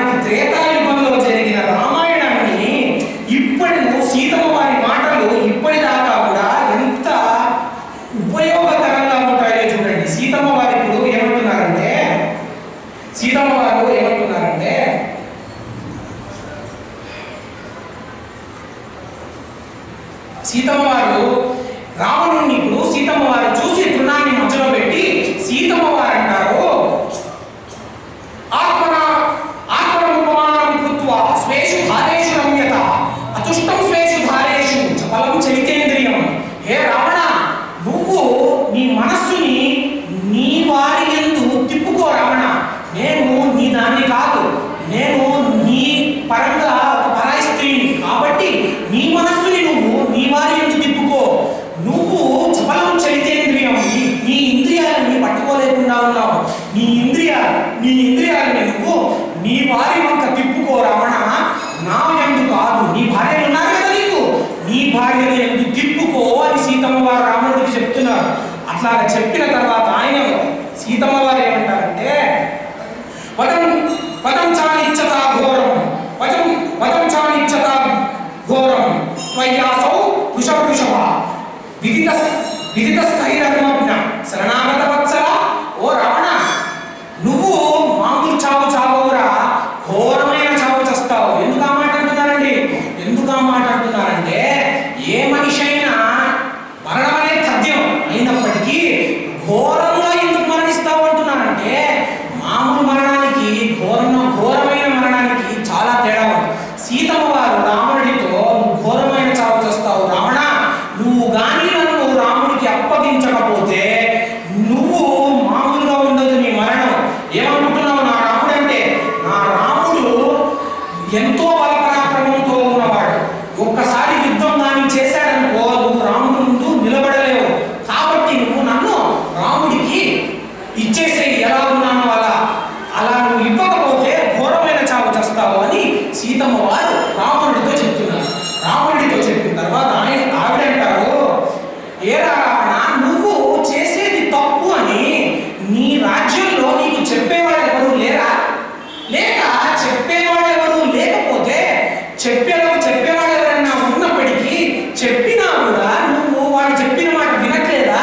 ఎక్కడొస్తోంది లోపం, ఎక్కడొస్తోంది వైక్లభ్యం అని సీతమ్మ వారు అడుగుతున్నారు రావణుని. అప్పుడు సీతమ్మ వారు అనుకుంటారు, ఓ రావణ, నేను గొప్ప పతివ్రతని, నా పాతివ్రత్యం ఇప్పుడు నిన్ను కాపాడుతోంది. ఎందుకు అంటే, పతివ్రత ధర్మం ఏమిటి అంటే తనని తాను రక్షించుకోవడం పతివ్రత ధర్మం కాదు. అంటే ఒక పతివ్రత భర్త ఆజ్ఞని పరిపాలించాలి. కాబట్టి భర్త ఆజ్ఞ లేకుండా తనని తాను రక్షించుకోకూడదు. కాబట్టి భర్త ఆజ్ఞ లేదు ఇప్పుడు నాకు, కాబట్టి నేను నిన్ను ఏమి చేయట్లేదు. లేకపోతే భస్మాక తేజస. ఏమనుకుంటున్నావు రావణ? నిన్ను నేను భస్మం చేసి అవతల పడేస్తాను. ఏమనుకుంటున్నావు నువ్వు? నా సంగతి నీకు ఇంకా తెలియదు. నేను సాక్షాత్తు ఆ గాయత్రీదేవిని. నువ్వు నన్ను యథావిధంగా వెళ్ళి నన్ను రాముడికి అప్పచెప్పేసేయి అంటారు రావణుడితో. ఇంత మాటలు అనేసరికి రావణుడు ఒక్కసారిగా క్రోరోద్దీపుడైపోతాడు. ఎంత కోపం వచ్చేస్తుందంటే రావణుడికి, రావణుడు అంటాడు, అప్పటికప్పుడే ఈ సీతమ్మ వారిని చంపేయండి, ఇప్పుడే చంపేయండి, 2 నెలలు కూడా కాదు కదా, ఇంత మాట అంటోంది. ఏం మాట్లాడుతున్నావు నువ్వు? ఎవరితో ఏం మాట్లాడుతున్నావు తెలుస్తోందా నీకు సీత? నువ్వు నాతో రావణుడితో ఇలాంటి మాటలు నువ్వు మాట్లాడేది అని ఈ సీతమ్మని హతమార్చండి అని అప్పటికప్పుడే ఆజ్ఞాపిస్తాడు. అట్లా ఇచ్చేటప్పటికి శ్రీరామాయణంలో ఎప్పుడెప్పుడు కథ ముగిసిపోతుంది అని మనం అనుకునేటప్పుడల్లా ఒక స్త్రీ పాత్ర వచ్చి ఆ కథని తిప్పుతుంది. అది శ్రీరామాయణంలో ఉండే మలుపు. ఎక్కడి నుంచి శూర్పణఖ దగ్గర నుంచి ఇప్పుడు మనం చెప్పుకునే వృత్తాంతం నుంచి ఇంకా ఎన్నో వృత్తాంతాలలో ఒక స్త్రీ పాత్ర వచ్చి ఆ కథని తిప్పుతుంది అన్నమాట. ఇప్పుడు ఆ స్త్రీ పాత్ర ధాన్యమాలిని అని రాముడి యొక్క భార్య. ఆ భార్య రావణుడిని చల్లారుస్తుంది. ఏ రావణ, పోన్లేదు, ఆవిడే నిన్ను స్వీకరించకపోతే ఏమిటి, మేమున్నాం కదా, మేము నిన్ను స్వీకరిస్తాం రా అని చెప్పి రావణుడిని కాస్త చల్లార్చి అక్కడి నుంచి తీసుకెళ్లి ఆ వేరే రాక్షసులందరికి రావణుడు పెద్దగా గట్టిగా చెప్తాడు, ఈ సీతమ్మ వారిని చిత్రహింసలు పెట్టండి, నన్ను స్వీకరించడానికి ఒప్పుకునేటట్టు చేయండి అని వేరే రాక్షసులందరికీ చెప్పడం జరుగుతుంది. అలా చెప్పి వెళ్ళిపోవడంతో సీతమ్మ వారి మనస్సులో ఎంతో బాధగా, అరే ఎందుకు ఇట్లా జరుగుతుంది, ఏడి నా రాముడు అసలు ఉన్నాడా లేడా ఏడి అని ఒక ఆలోచనలు వస్తాయి సీతమ్మ వారికి. అప్పుడు ఒక వృద్ధ రాక్షసికి ఒక స్వప్నం వస్తుంది. ఆ వృద్ధ రాక్షసి ఎవరండి? త్రిజట. ఆ వృద్ధ రాక్షసి పేరు త్రిజట. విభీషణుని కూతురు త్రిజట. ఆ త్రిజటకి ఒక స్వప్నం వస్తుంది. ఆ స్వప్నం ఇప్పుడు సీతమ్మ వారికి చెబుతుంది, ఇక్కడ ఉండే రాక్షసులందరికీ చెబుతుంది. ఏమని చెప్తుందంటే, ఏ రాక్షసులారా మీరందరూ వినండి, నాకు ఇప్పుడే ఒక స్వప్నం వచ్చింది. ఏమిటి ఆ స్వప్నం అంటే, రాములు వారు లక్ష్మణులు వారు ఇటు సైడ్ ఉత్తర దిక్కు నుంచి దక్షిణ దిక్కుకి వచ్చారంట. రావణుడితో యుద్ధం చేశారంట. రావణుడు దక్షిణ దిక్కు వైపు తైలంతో మొత్తం తలంతా అదుకొని తైల స్నానం చేసుకొని పిచ్చి పిచ్చి అరుపులతో మద్యపానీయం స్వీకరిస్తూ గట్టి గట్టిగా అరుస్తూ రాత్రి వేళ దక్షిణ దిక్కు పరిగెత్తుతూ ఉన్నాడంట. నాకు ఈ కల వచ్చింది కాబట్టి రాముడికి జయం కలుగుతుంది, మీరందరూ ఈ సీతమ్మ వారిని ఏం చేయకండి, సీతమ్మ వారు ఖచ్చితంగా ఇప్పుడు రాముల వారి దగ్గరికి చేరుతారు కాబట్టి మీరందరూ సీతమ్మ వారిని ఏం చేయకండి అని త్రిజట చెప్పేసరికి సీతమ్మ వారు అంటారు, ఓ త్రిజట, నీ కలే కానీ నిజమైతే నిన్ను ఖచ్చితంగా నా రాముడు రక్షిస్తాడయ్యా, కాబట్టి నీ కళ నిజమవు కాక అని ఆవిడ అనుకుని ఎంతో బాధపడుతూ ఉంటారు. ఏది నా రాముడు ఇంకా రాలేదే, ఇన్ని నెలలైపోయింది నేను ఇక్కడికి వచ్చి, నా రాముడు ఇంకా రాలేదు, అసలు నా రాముడు ఉన్నాడా లేడా, లేదంటే ఇంకెవరినో పెళ్లి చేసేసుకున్నారా అని ఆలోచనలు కూడా సీతమ్మ వారికి వస్తుంది. చూడండి, మనస్సు అనేది సరిగ్గా లేకపోయినప్పుడు ఆలోచనలు ఎక్కడి దాకా వెళ్ళిపోతాయి. క్షత్రియుడికి మరొక వివాహం చేసుకోవడం ధర్మబద్ధం కాబట్టి సీతమ్మ వారు అనుకుంటారు, నా రాముడు ఇంకొక వివాహం చేసేసుకున్నాడా ఏమిటి, లేదంటే నా రాముడికి వైరాగ్యం వచ్చేసిందా, ఆ మొత్తం ఆ ధనస్సుని అంతా పక్కన పడేసి వైరాగ్యం వచ్చిందా, లేదంటే వెనక్కి అయోధ్యకి వెళ్ళిపోయి నాకెందుకులై ఈ అరణ్యాలని అయోధ్యకి వెళ్ళిపోయి మళ్ళీ రాజ్యం వెళ్తున్నారా, నన్ను వదిలేసి ఏం జరుగుతోంది అని సీతమ్మ వారికి ఆలోచనలు వచ్చేసి ఈ దిక్కుమాల మనుష్య జీవితానికి తన జీవాన్ని తాను తీసేసే హక్కు మనుష్య జీవితానికి లేదు, అంటే ఆత్మహత్య చేసుకునే హక్కు మనుష్య జీవితానికి లేదు. కాబట్టి నేను ఇప్పుడు నన్నేం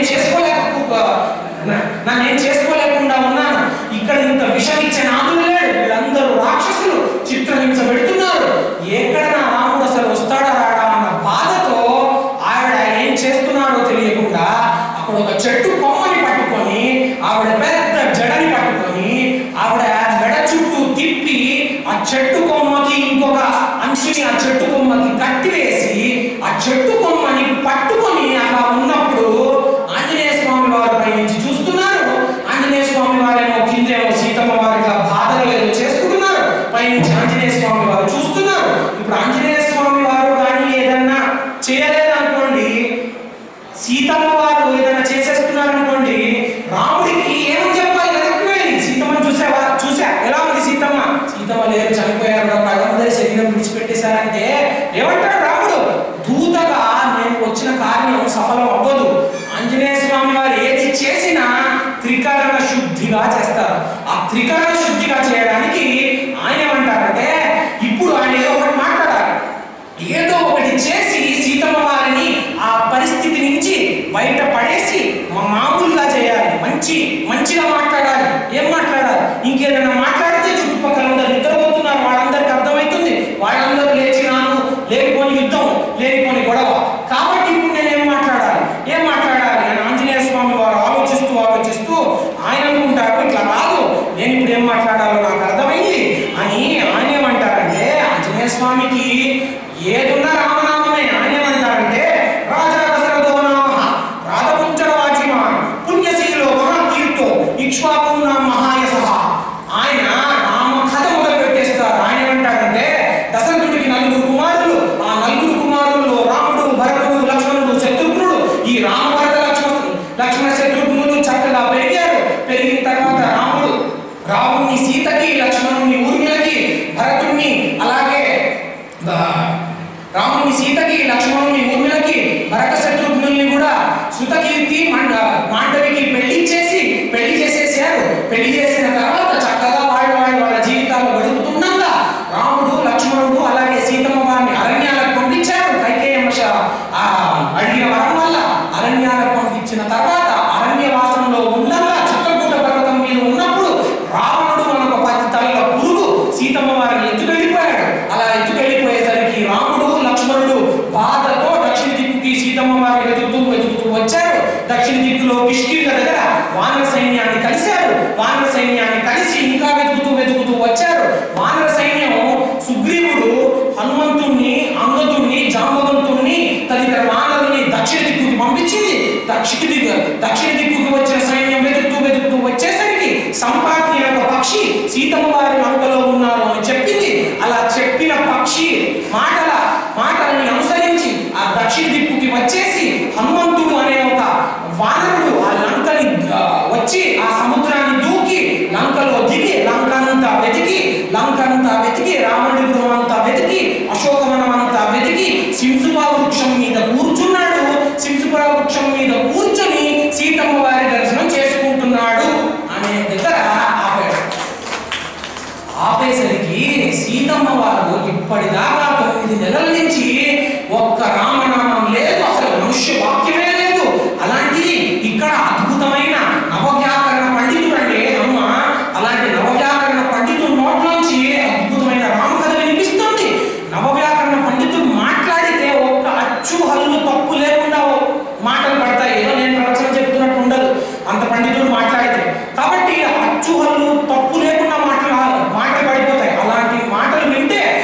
సీతమ్మ వారు ఆనందంతో పొంగిపోయారు.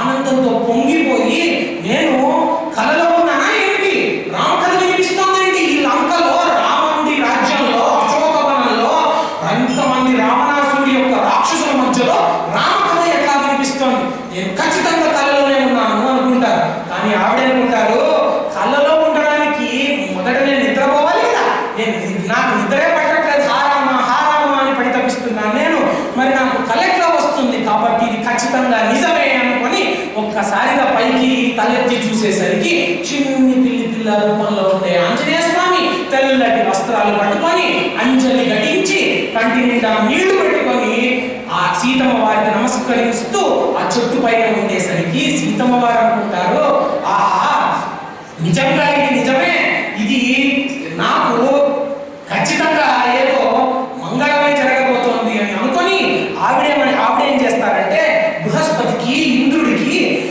బ్రహ్మకి, అలాగే అగ్నిహోత్రుడికి నమస్కరిస్తారు. ఎందుకు నమస్కరిస్తారు, ఈ జరిగిన కథ నిజమవ్వాలి నాయన, నాకు నేనేదో అపోహపడకూడదు, నేనేదో కలలో ఉండకూడదు, ఇప్పుడు ఏదైతే మాటలు వచ్చాయో ఈ మాటలు నిజమయ్యేటట్టు చూడండి అని వీళ్ళందరికీ నమస్కరిస్తారు. నమస్కరించి ఆంజనేయ స్వామి వారు అప్పుడు ఆ చెట్టు కింద నుంచి కిందకి దిగుతారు. కిందకి దిగి చూడండి ఆంజనేయ స్వామి వారు ఇంకా సీతమ్మ మాట్లాడే మాటలు ఉంటాయి, ఒక తల్లి బిడ్డలు ఎట్లా మాట్లాడతారో అట్లా మాట్లాడతారు. ఆంజనేయ స్వామి వారి పని ఏంటి, ఇప్పుడు సీతమ్మ వారికి ధైర్యం సమకూర్చడమే ఆంజనేయ స్వామి వారి పని. ఇప్పుడు అలాంటి సీతమ్మ వారికి ఇప్పుడు ఆయన ధైర్యం సమకూర్చాలంటే ఆయన ఎట్లా మాట్లాడతారో చూడండి, అద్భుతంగా మాట్లాడతారు. ఆయన ఒక్కసారిగా కిందకి దిగి సీతమ్మ వారికి ప్రదక్షిణం చేసి సీతమ్మ వారికి నమస్కరించి ఆయన అంటారు, అమ్మా నేను 100 యోజనాల సముద్రం దాటి లంకంతా వెతికి సీతమ్మ వారి కోసం వెతికాను, ఆ సీతమ్మ వారే ఈ సిప్సుపా వృక్షం కింద కూర్చున్నారు అని నేను అనుకుంటున్నాను, మీరే కదమ్మా ఆ సీతమ్మ వారు, చెప్పండి తల్లి మీరెవరు, మీరే ఆ సీతమ్మ కదా అని అడుగుతారు. ఆ రావణుడు అపహరించిన సీతమ్మ మీరే కదా తల్లి అని అడుగుతారు. అట్లా అడిగేసరికి సీతమ్మ వారి మాటలు చూడండి, ఆవిడేమంటారంటే నేను ఫలానా దశరథుడి పెద్ద కూడలనయ్యా, నేను ఫలానా జనకుడి కూతురునయ్యా, నేను ఫలానా రాముడి యొక్క భార్యని, నేనే ఆ సీతమ్మ అంటున్నారు. చూడండి ఎవరు చెప్తున్నారు సీతమ్మ మనకి, మొట్టమొదటిగా నువ్వు ఎవరు అని ఎవరైనా పెళ్ళైన స్త్రీని అడిగితే నేను ఫలానా అని చెప్పేకూడదు, అది ధర్మం కాదు, నేను ఫలానా వారి కోడలిని అని చెప్పాలి. ఎందుకంటే ఒక్కసారి పెళ్ళైన తర్వాత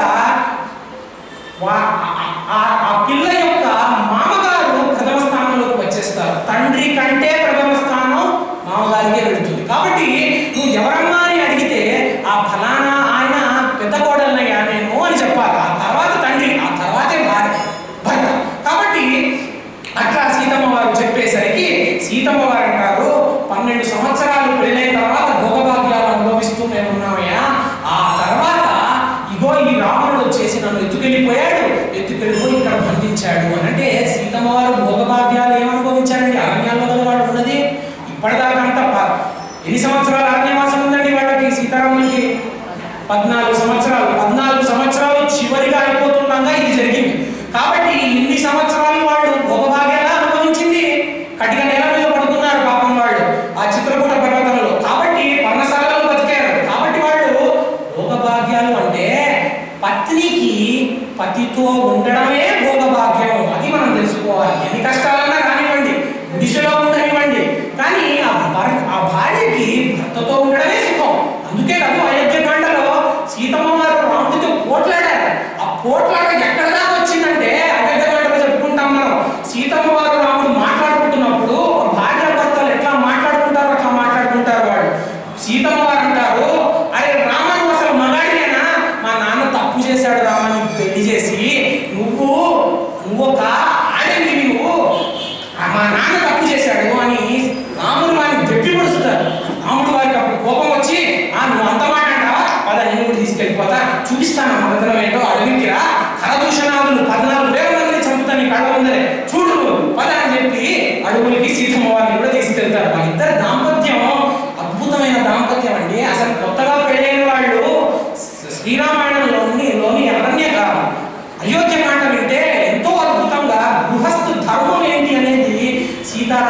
చూసి నేర్చుకోవాలి మనం. వాళ్ళిద్దరూ ఎంతో అన్యోన్యంగా ఉంటారు. సీతమ్మ వారికి అరణ్యాలలో పంపించేస్తున్నప్పుడు సీతమ్మ వారికి నారచీరలు కట్టుకోవడం రాదు. ఎందుకంటే ఆవిడ రాజపుత్రిక, ఆవిడ నారచీర కట్టుకోవడం రాకపోతే రాముడు కట్టి చూపిస్తాడు నారచీరలు ఎట్లా కట్టాలో. చూడండి, అలాంటిది అలాంటి రామాయణానికి మనం వారసులం. భార్యాభర్తల మధ్యలో ఎప్పుడూ వెళ్ళకూడదు. వాళ్ళిద్దరు భార్యాభర్తల దాంపత్యం ఎంత అద్భుతంగా అన్యోన్యంగా ఉంటుంది. ఇప్పుడు మనం కానీ ఒక భర్త వెళ్ళి భార్యకి చీర కట్టాడు అనుకోండి, అయిపోయింది. ఇంకా ఆ భర్త వాళ్ళ తల్లి ఆ భర్త గెట్టుపడుస్తుంది. ఎలా అసలు నీకు సిగ్గుందా లేదా, అసలు నువ్వు మగాడువా కాదా, అసలు నువ్వు చీర కట్టడం ఏంటి, అది ఇది అని మాటలతో దెబ్బి పడుస్తుంది. కాబట్టి మనం అసలు ఎట్లా అడుగు తీసి అడుగు పెడితే అది రామాయణంలో ధర్మం. కానీ ఆ కోణం నుంచి మనం చూడాలి. భార్యాభర్తలు వాళ్ళిద్దరు అట్లా మాట్లాడుతున్నారు, సీతమ్మ వారు రాముని అట్లా అన్నారు అంటే వాళ్ళిద్దరు అనేది ఎవరు, అన్నది ఎవరిని, అది మనం ఆలోచించాలి. ఆవిడ ఆయన పత్ని, భార్య ఏ స్థానం, అసలు మొత్తం ఉండే బంధువులందరిలో ప్రథమ స్థానం పొందేది భార్యకే. ఎందుకంటే యాగం చేసే అర్హత భార్య ఉంటేనే కలుగుతుంది. భార్య లేకపోతే యజ్ఞవాటికలో కూర్చునే అర్హత లేదు పురుషుడికి. కాబట్టి ఆ భార్య స్థాయిలో ఉంది కాబట్టి రాముని వారిని అంత మాట అనింది. కాబట్టి మనము ఎవరు అంటున్నారో తెలుసుకొని ఆ కంటెక్స్ట్ లో అది కరెక్ట్ అన్న ఉద్దేశం మనం తెలుసుకోవాలి. కాబట్టి ఇప్పుడు సీతమ్మ వారు ఏమంటారంటే, ఇన్నేళ్ళు నేను భోగభాగ్యాలతో బతికానయ్యా, ఇప్పుడు ఈ రాముడిని తెచ్చి నన్ను ఇక్కడ పడేశాడు అని రాముడి గురించి అంతా చెప్పి ఆంజనేయ స్వామితో మాట్లాడుతున్నారు. ఇట్లా మాట్లాడినప్పుడు ఆంజనేయ స్వామి వారు ఏం చేస్తారంటే, సీతమ్మ నేను ఆ రాముడి దూతనమ్మా, నేను సుగ్రీవుడి సచివుడినమ్మా, నేను సుగ్రీవుడి సచివుడిని, నేను సుగ్రీవుడి మంత్రి, నా పేరు హనుమ, నేను నిన్ను వెతకడానికి వచ్చానమ్మా అని చెప్పి ఒక్క అడుగు ముందుకు వేస్తారంతే. అట్లా వేసేసరికి సీతమ్మ వారికి మళ్ళీ ఒక భయం పట్టుకుంటుంది. ఎందుకు, ఆల్రెడీ సీతమ్మ వారు రావణుడి చేతిలో అపోహపడిపోయారు. రావణుడు ఏ రూపంలో వచ్చి సీతమ్మ వారిని ఎత్తుకెళ్ళిపోయాడండి, బ్రాహ్మణుడి రూపంలో వచ్చి సీతమ్మ వారిని ఎత్తుకెళ్ళిపోయాడు. సీతమ్మ వారు దేన్ని చూసి మాయలో పడ్డారు, ఒక జింకని, మాయా జింకని చూసి మాయలో పడ్డారు సీతమ్మ వారు. అది మనం అరణ్యకాండలో గొప్ప తత్వం అందులో ఏమిటంటే, సీతమ్మ వారు ఎవరు అని చెప్పుకున్నాం మనం, జీవాత్మ. రాముడు ఎవరు అని చెప్పుకున్నాం, పరమాత్మ. సీతమ్మ వారు రాముడు కలిసే ఉన్నారు. అంటే జీవాత్మ పరమాత్మ కలిసే ఉన్నారు. కలిసే ఉన్నప్పటికీ జీవాత్మ మాయ బంగారం లేడిని చూసి ఆ బంగారానికి మోసపడి మాయలో పడి, నాకు ఈ పరమాత్మ వద్దు, నాకు ఆ బంగారు మాయే కావాలి అని ఏడిచి అప్పటికి భగవత్ స్వరూపమైన లక్ష్మణ స్వామిని నిందించి రాముడిని పంపించిందా లేదా? చూసారా, మాయ అనేది ఎంత గట్టిదో చూడండి. సీతమ్మ వారు అలా చేశారు అంటే మనందరికీ ఆ వృత్తాంతం అర్థమవ్వాలి కాబట్టి ఆవిడ అలా చేశారు. కాబట్టి సీతమ్మ వారు ఆ మాయలో పడి, ఆ బంగారు జింక యొక్క మాయలో పడి రాముడిని అక్కడికి పంపించారు. పంపించేసరికి రాముడు అక్కడ ఉండి ఆ మాయ జింక కోసం వెళ్ళాడు. ఆ తర్వాత లక్ష్మణస్వామిని కూడా నిందించి పంపించారు. లక్ష్మణస్వామి కూడా వెళ్ళాడు. అప్పుడు రావణుడు ఒక బ్రాహ్మణుడి స్వరూపంలో వచ్చి సీతమ్మ వారు ఎత్తుకెళ్ళాడు. కాబట్టి సీతమ్మ వారు ఆల్రెడీ ఓ మాయలో పడ్డారు. కాబట్టి ఇప్పుడు సీతమ్మ వారు మాయలో పడదలుచుకోలేదు. ఈ వానరుడు వచ్చాడు, కోతి రూపంలో ఉన్నాడు. ఇప్పుడు రావణుడే మళ్ళీ ఈ వానరు రూపంలో వచ్చాడా అని డౌట్ వచ్చింది సీతమ్మ వారి. కాబట్టి మాటలు మానేశారు. ఆంజనేయ స్వామి మళ్ళీ ఆలోచిస్తారు, అమ్మా సీతమ్మ, నేను నిజంగా రాముని దూతనమ్మా, నమ్మమ్మా నన్ను, నేను నా పేరు హనుమ, మారుతాత్మజుడిని, నేను రాముని దూతనమ్మా, సుగ్రీవుడి సచివుడమ్మా, నేను నమ్మమ్మా నన్ను అంటే ఆంజనేయ స్వామిని ఇప్పుడు సీతమ్మ వారు పరీక్షిస్తారు. ఇప్పుడు చూడండి, ఒక యోగి ఉపాసన శక్తి ఏంటో, యోగి ఉపాసనకి కూడా పరీక్షలు జరుగుతూ ఉంటాయి. అలాంటి అగ్ని పరీక్ష ఇప్పుడు ఆంజనేయ స్వామి వారిని సీతమ్మ వారు 2 ప్రశ్నలు అడుగుతారు. ఏంటి ఆ ప్రశ్నలు అంటే, హనుమా నువ్వు రాముని దూతం అంటున్నావు, సుగ్రీవుడి సచివుడు అంటున్నావు, బానే ఉంది. అయితే నువ్వు రాముడు ఎక్కడ కలిశాడు? రాముడిని నేను అరణ్యాల్లో ఉన్నప్పుడు దాకా అయితే నేను కలవలేదు. నేను ఉన్నప్పుడు దాకా అయితే మేము చక్కగా చిత్రకూట పర్వతం మీద ఉన్నావు. అప్పటిదాకైతే నువ్వెవరో నాకు తెలియదు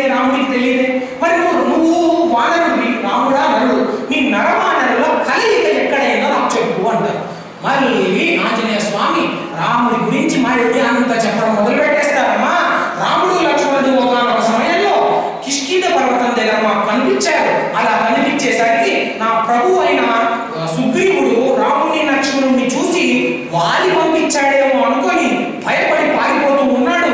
అప్పుడు నేనే మా ప్రభు అయిన సుగ్రీవుడికి ధైర్యం చెప్పి నేను వెళ్ళి వాళ్ళు ఎవరో కనుక్కొని వస్తాను అని చెప్పి నేను వెళ్ళి వాళ్ళిద్దరితో మాట్లాడి వాళ్ళిద్దరు రామలక్ష్మణులను తెలుసుకొని వాళ్ళిద్దరిని సుగ్రీవుడి దగ్గరికి తెచ్చి సుగ్రీవుడికి రాముడికి మధ్యలో ఒప్పందం అగ్నిసాక్షిగా చేయించానమ్మా.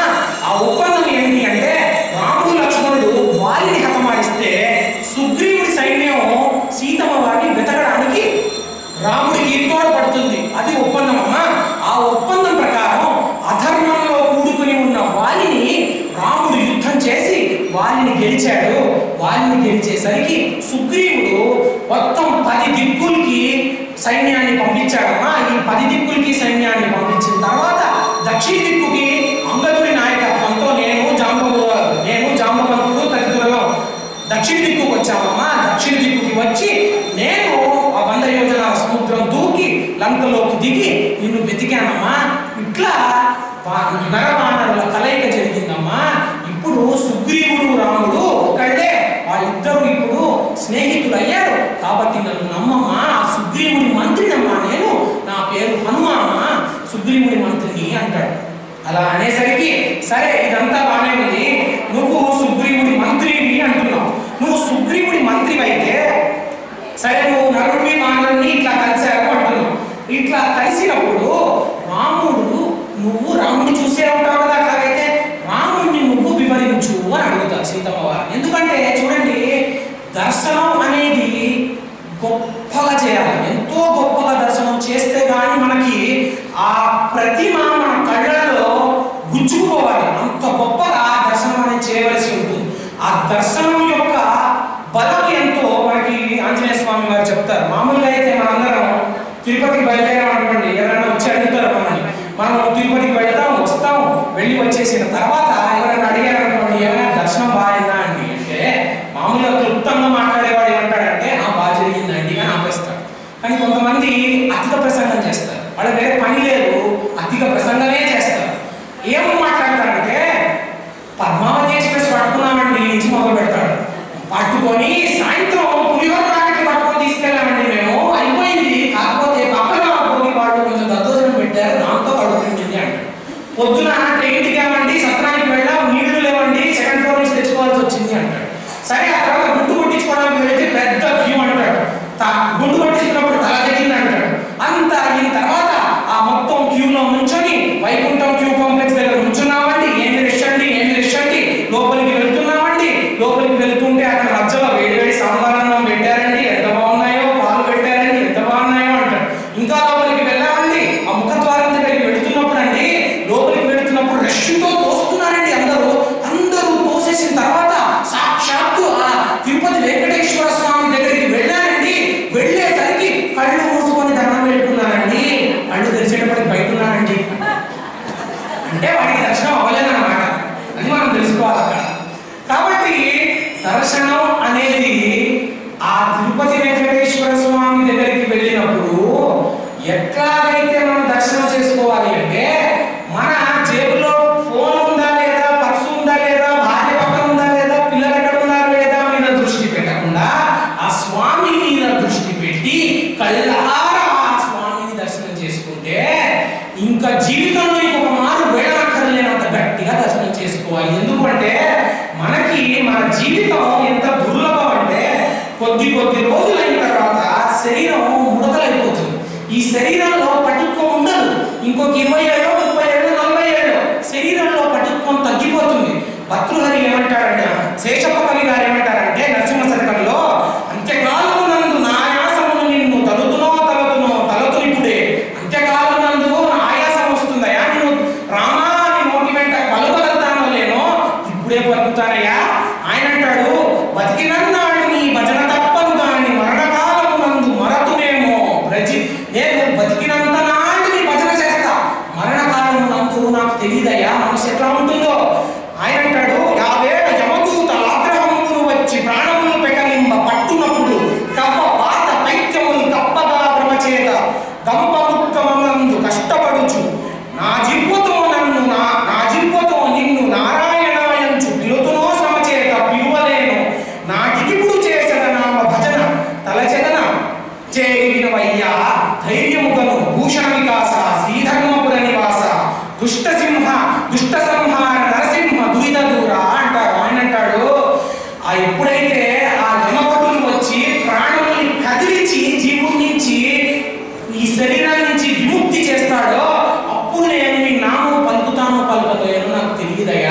కఫ వాత పైత్యములు నన్ను పట్టి ఉంటాయి. అప్పుడు నేను నీ నామస్మరణ చేస్తానో లేదో నాకు తెలియదు, కాబట్టి నేను ఇప్పుడే చేస్తాను, దయచేసి వినవయ్యా, అప్పటిదాకా ఆపకు నువ్వు, దయచేసి వినవయ్యా అని ఆయన ఇప్పుడే నీ నామస్మరణ చేస్తా అంటాడు. కాబట్టి మనము దర్శనం అనేది ఎంత గొప్పగా చేయాలి అంటే ఏ గుడిలోనైనా కానివ్వండి, అది కేవలం తిరుపతే కాదు, తిరుపతిలో ఉండే మూర్తి, తిరుపతిలో ఉండే స్వామి, సరూనగర్ వెంకటేశ్వర స్వామిలో ఉండే స్వామిలో ఏమీ భేదం లేదు. ఆ భేదం చూసాము అంటే మనలో వైక్లభ్యం ఉంది అని అర్థం. అక్కడ ఎంత మహిమ ఉండే స్వామి ఉన్నారో ఇక్కడ అదే స్వామి. ఎందుకంటే విశ్వం విష్ణువు, విశ్వమంతా విష్ణువే. కాబట్టి అక్కడొకడు ఇక్కడొకడే కాదు. కాబట్టి మనం దర్శనం అనేది అంత గట్టిగా చేయాలి.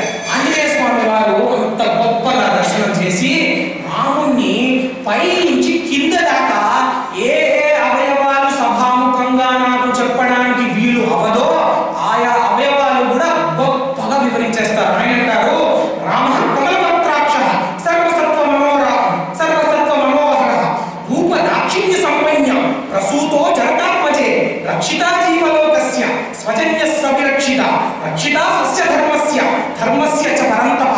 గొప్పగా రాముడిని పై నుంచి కింద దాకా మొత్తం అంతా వర్ణించేస్తారు. రాముడి కళ్ళు ఇలా ఉంటాయి, రాముడి భుజములు ఇలా ఉంటాయి, రాముడి ముక్కు ఇలా ఉంటుంది. రాముడు అంత గొప్పవాడు, బాహ్యంగానే కాదు ఆంతర్యంగా కూడా రాముడి అందమే అందమమ్మా. రాముడు ఇచ్చేవాడు, తీసుకో తీసుకో అంటాడు. ఎప్పుడు రాముడు తీసుకునేవాడు కాదు అని రాముడి గురించి గొప్పగా వివరించేస్తారు. అట్లా వివరించేసిన తర్వాత సీతమ్మ వారికి అప్పుడు ఎంతో సంతోషంగా సీతమ్మ వారికి ఒక నమ్మకం ఏర్పడుతుంది. ఏమని నమ్మకం ఏర్పడుతుందంటే, ఆహా ఇప్పుడు నేను నిన్ను నమ్ముతున్నానయ్యా, నువ్వు రాముడి దూతవి, నువ్వు సుగ్రీవ సచివుడివయ్యా అమ్మా, ఇప్పుడు నేను నిన్ను నమ్ముతున్నాను. ఎలా ఉన్నారయ్యా, రాముడు ఎలా ఉన్నాడు, లక్ష్మణుడు ఎలా ఉన్నాడు, వాళ్ళందరూ బాగున్నారా, నీ సుగ్రీవుడి సైన్యం ఎలా ఉంది, ఆ సైన్యం అంతా ఎప్పుడు వస్తుందయ్యా, ఎప్పుడు నన్ను తీసుకెళ్ళడానికి వస్తుంది, నీ వానర సైన్యం అంతా, రాముడు ఎప్పుడు వస్తున్నాడు, లక్ష్మణుడు ఎప్పుడు వస్తున్నాడు నన్ను తీసుకోవడానికి అని సీతమ్మ వారు అంటారు. సీతమ్మ వారు గొప్ప ప్రశ్న వేసేస్తారు ఇక్కడ. సీతమ్మ వారు ఇప్పుడు ఏమంటారంటే, హనుమ నిన్ను ఒక ప్రశ్న అడుగుతున్నానయ్యా, ఇప్పుడు నువ్వు నాకు చెప్పు ఆ ప్రశ్న. శ్రీరాముడు బాహ్యంగా మనుష్య ప్రయత్నంతో పాటు భగవదారాధన కూడా చేస్తున్నాడా అని అడుగుతారు. ఎంత అద్భుతమైన ప్రశ్న చూడండి. ఇప్పటిదాకా కూడా మనందరం మనసులో పెట్టుకోవాల్సిన మాట ఇది. నేను ఈ మాట ఎందుకు అంటున్నాను అంటే, సాధారణంగా చాలా మంది ఏం చేస్తారంటే, ఉదాహరణకి ఒక పరీక్ష రాసేవాడే ఉన్నాడు అనుకుందాం, బాగా ప్రిపేర్ అవుతాడు ఎగ్జామ్స్కి, 4 నెలలు సంవత్సరం ప్రిపేర్ అవుతాడు. ప్రిపేర్ అయ్యి వాడు ఎంతో ప్రిపేర్ అయ్యి వాడేమనుకుంటాడంటే, దైవానుగ్రహం ఏంటి, దైవానుగ్రహం లేదు, నేను ఏదైతే ప్రిపేర్ అవుతున్నానో నా ప్రిపరేషన్ ఫలిస్తుంది, నేను పెట్టిన కష్టమే ఫలిస్తుంది అని అనుకొని పరీక్ష రాస్తే నెగ్గుతాడు. ఆ పరీక్షలో ఖచ్చితంగా నెగ్గాడు. అట్లాగే ఇంకొకటి ఎవడన్నా మొత్తం సంవత్సరం అంతా ఏమి చదవకుండా ఈశ్వరారాధన చేసి, అభిషేకాలు చేసి, అష్టోత్తరాలు చేసి, విష్ణు సహస్రనామ పారాయణాలు చేసి అన్ని చేస్తాడు, సంవత్సరం అంతా చేస్తూ ఉంటాడు. పుస్తకం మటుకు ముట్టాడు, సబ్జెక్ట్ మటుకు చదవడు. అలాంటి వాడు మరి నెగ్గుతాడండి? అలాంటి వాడు కూడా నెగ్గడు. ఎందుకంటే అదేంటంటే, మరి ఈశ్వరుని పట్టుకున్నాను కదా నేను అంటే, ఈశ్వరుడు నీకు బుద్ధి అనుమతించాడు, అది ఇచ్చిన ఈశ్వరుడే కదా. ఆ బుద్ధిని నువ్వు వాడాలి.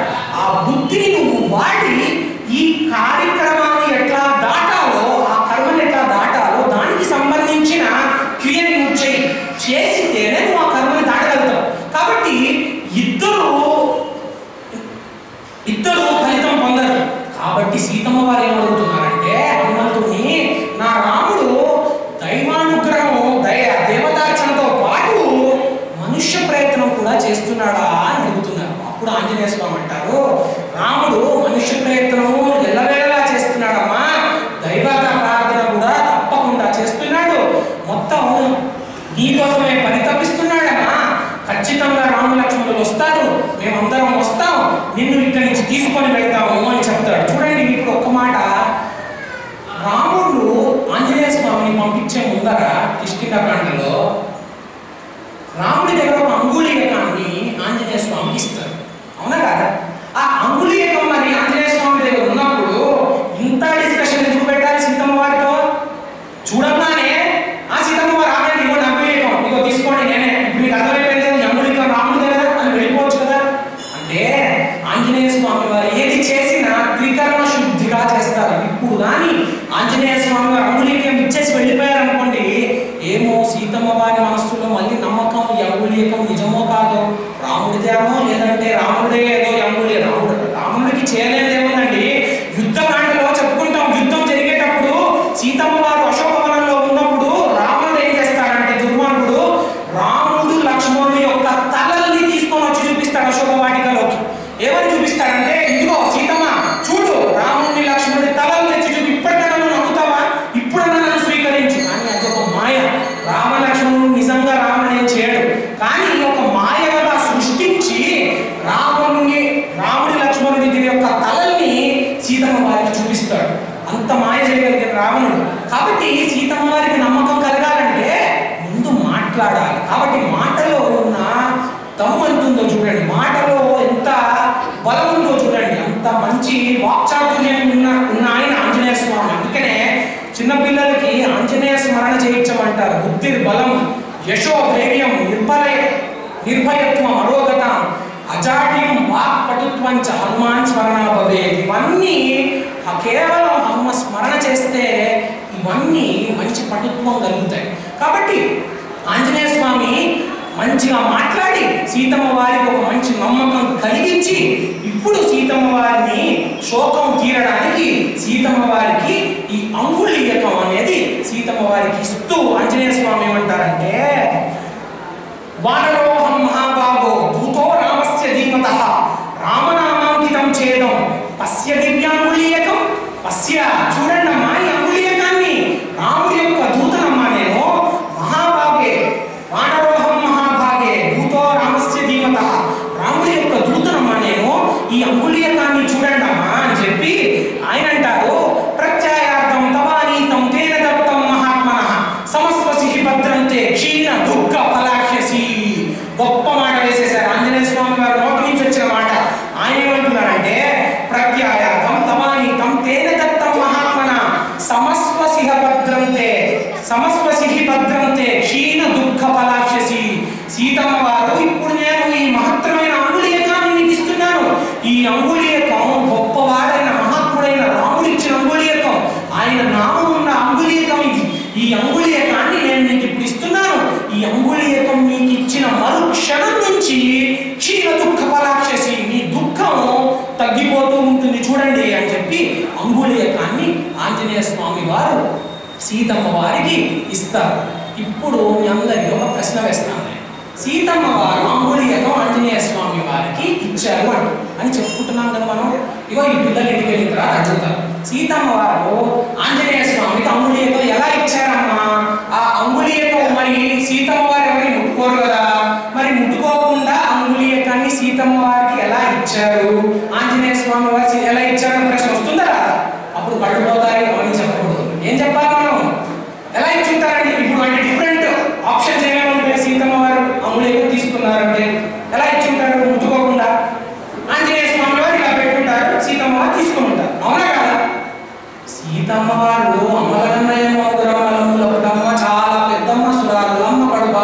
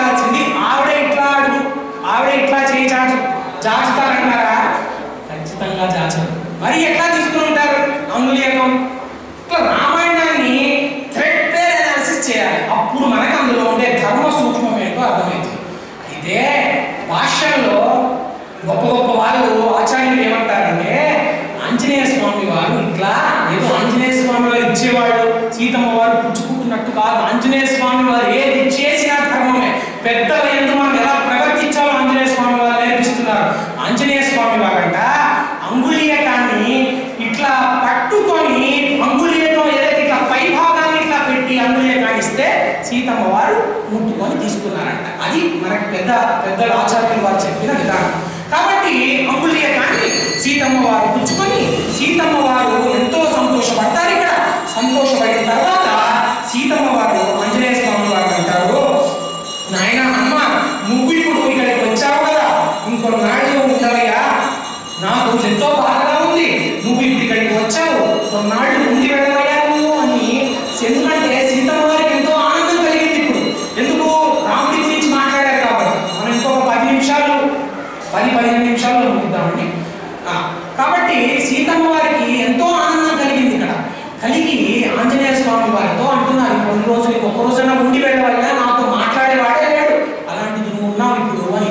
అలా చెప్పేసరికి ఆంజనేయ స్వామి వారు అంటారు, లేదమ్మా సమయం ఎంతో విలువైంది, నేను వెళ్ళి వెంటనే రాముని లక్ష్మణుని తెస్తాను అని. సీతమ్మ వారు గుర్తు చేస్తారు, ఆంజనేయ రావణుడు 2 నెలలు గడువే ఇచ్చాడు, కానీ నేను 2 నెలలు బతకలేను ఆంజనేయ, ఒకే నెల నేను ఈ బాధని తట్టుకోగలుగుతాను, 2 నెలలు నేను బతకలేను అని. అంటే సీతమ్మ వారు బతకలేరా?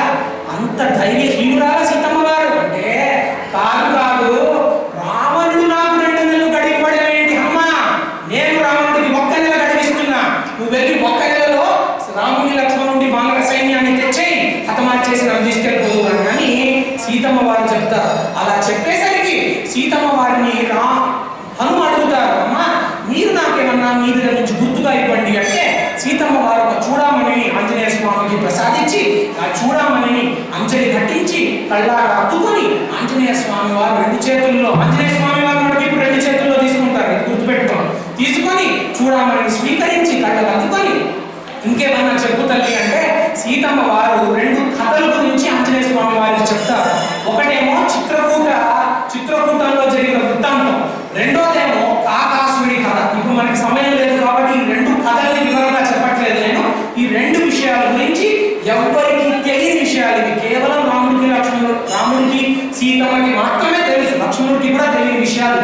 ఈ విషయాలని సీతమ్మ వారు హనుమకి చెప్పి, హనుమ ఇంకా నేను బయలుదేరుతానమ్మా, ఇంకా నేను బయలుదేరి నేను వెంటనే రామలక్ష్మణుని అందరినీ తీసుకొస్తా అంటే సీతమ్మ వారు బాధపడతారు, వెళ్ళిపోతున్నామా అని బాధపడితే ఆంజనేయ స్వామి ఆ బాధలో సీతమ్మ వారు మీరు బాధపడకండి, నేను మిమ్మల్ని ఇప్పటికిప్పుడే తీసుకెళ్ళిపోతాను, వచ్చేయండి నా వీపు మీదకి అంటారు.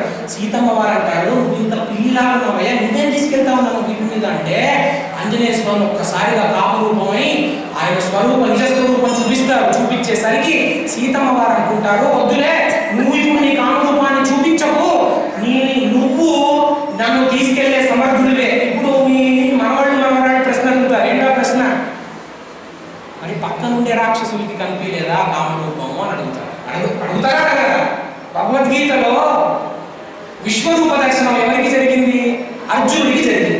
మరి వేరే వాళ్ళందరూ చూడలేదా అంటే ఇప్పుడు భగవద్గీత వేరే వాళ్ళందరూ విన్నారా? వినలేదా? అందరూ విన్నారు. ఎందుకంటే అక్కడ ఎక్కడ జరిగింది భగవద్గీత? అక్కడ ఒక యుద్ధ రంగంలో జరిగింది భగవద్గీత. కాబట్టి కానీ విశ్వరూప దర్శనం మటుకు అర్జునుడికి ఒక్కడికి అయింది. అంటే ఆ మనస్సులో భావన అటువంటిది, ఆ భావన ఉంది కాబట్టే కేవలం అతనికే దర్శనమైంది. ఫలానా రామకృష్ణ పరమహంసులకి సాక్షాత్తు కాళికాదేవి ఈ మాంసనేత్రానికి దర్శనం ఇచ్చారు అంటే మరి మనకి దర్శనం ఇవ్వలేదు కదా. అంటే ఆ భావనతో నువ్వు చూడు, ఆ భావనతో నువ్వు ఈశ్వరుణ్ణి ధ్యానం చేయి, ఆ భావనతో నాకు దర్శనం ఇవ్వాలి అని నువ్వు మనసారా ఏడ్చి ఈశ్వరుని అడిగితే ఖచ్చితంగా ఆ దర్శనం కలిగి తీరుతున్నట్టు, అందులో ఎటువంటి సందేహం లేదు. కాబట్టి సీతమ్మ వారు చూడగలిగారు ఆంజనేయ స్వామి నిజస్వరూపం. చూసిన తర్వాత సీతమ్మ వారు అంటారు, లేదు నేను ఇంకొక పురుషుడిని ముట్టుకోనయ్యా రావణ, కాబట్టి నువ్వు నన్ను తీసుకెళ్ళలేవు, అది పక్కన పెట్టే, నువ్వు నన్ను తీసుకెళ్తే రాముడికి ఏం కీర్తి? హనుమంతుడు ఎవడో సుగ్రీవుడి మంత్రం ఎవడో తీసుకెళ్ళిపోయాడు, నా రాముడికి కీర్తి రావాలయ్యా, కాబట్టి నువ్వు రాముని రమ్మను, రాముని వచ్చి నన్ను తీసుకెళ్ళమను, అప్పుడు నా రాముడికి కీర్తి అని. చూసారా, భార్య వల్ల భర్తకు కీర్తి. ఇది మనం గుర్తుపెట్టుకోవాల్సిన విషయం. భార్య సత్ప్రవర్తనతో ఉంటే ఆ భర్తకి కీర్తి, ఆ ఇంటికి కీర్తి. ఒక ఇంటికి వెళ్ళినప్పుడు ఆ భార్య ఇచ్చే మర్యాద, ఆతిథ్యం బట్టి ఆ ఇంటి యజమానికి కీర్తి అనేది వస్తుంది. ఇది మనం గుర్తుపెట్టుకోవాలి. ఒక ఇంటికి వెళ్ళినప్పుడు ఆ ఇంట్లో పనిచేసి ఆమె నీళ్లు తెచ్చి ఇచ్చింది అనుకోండి,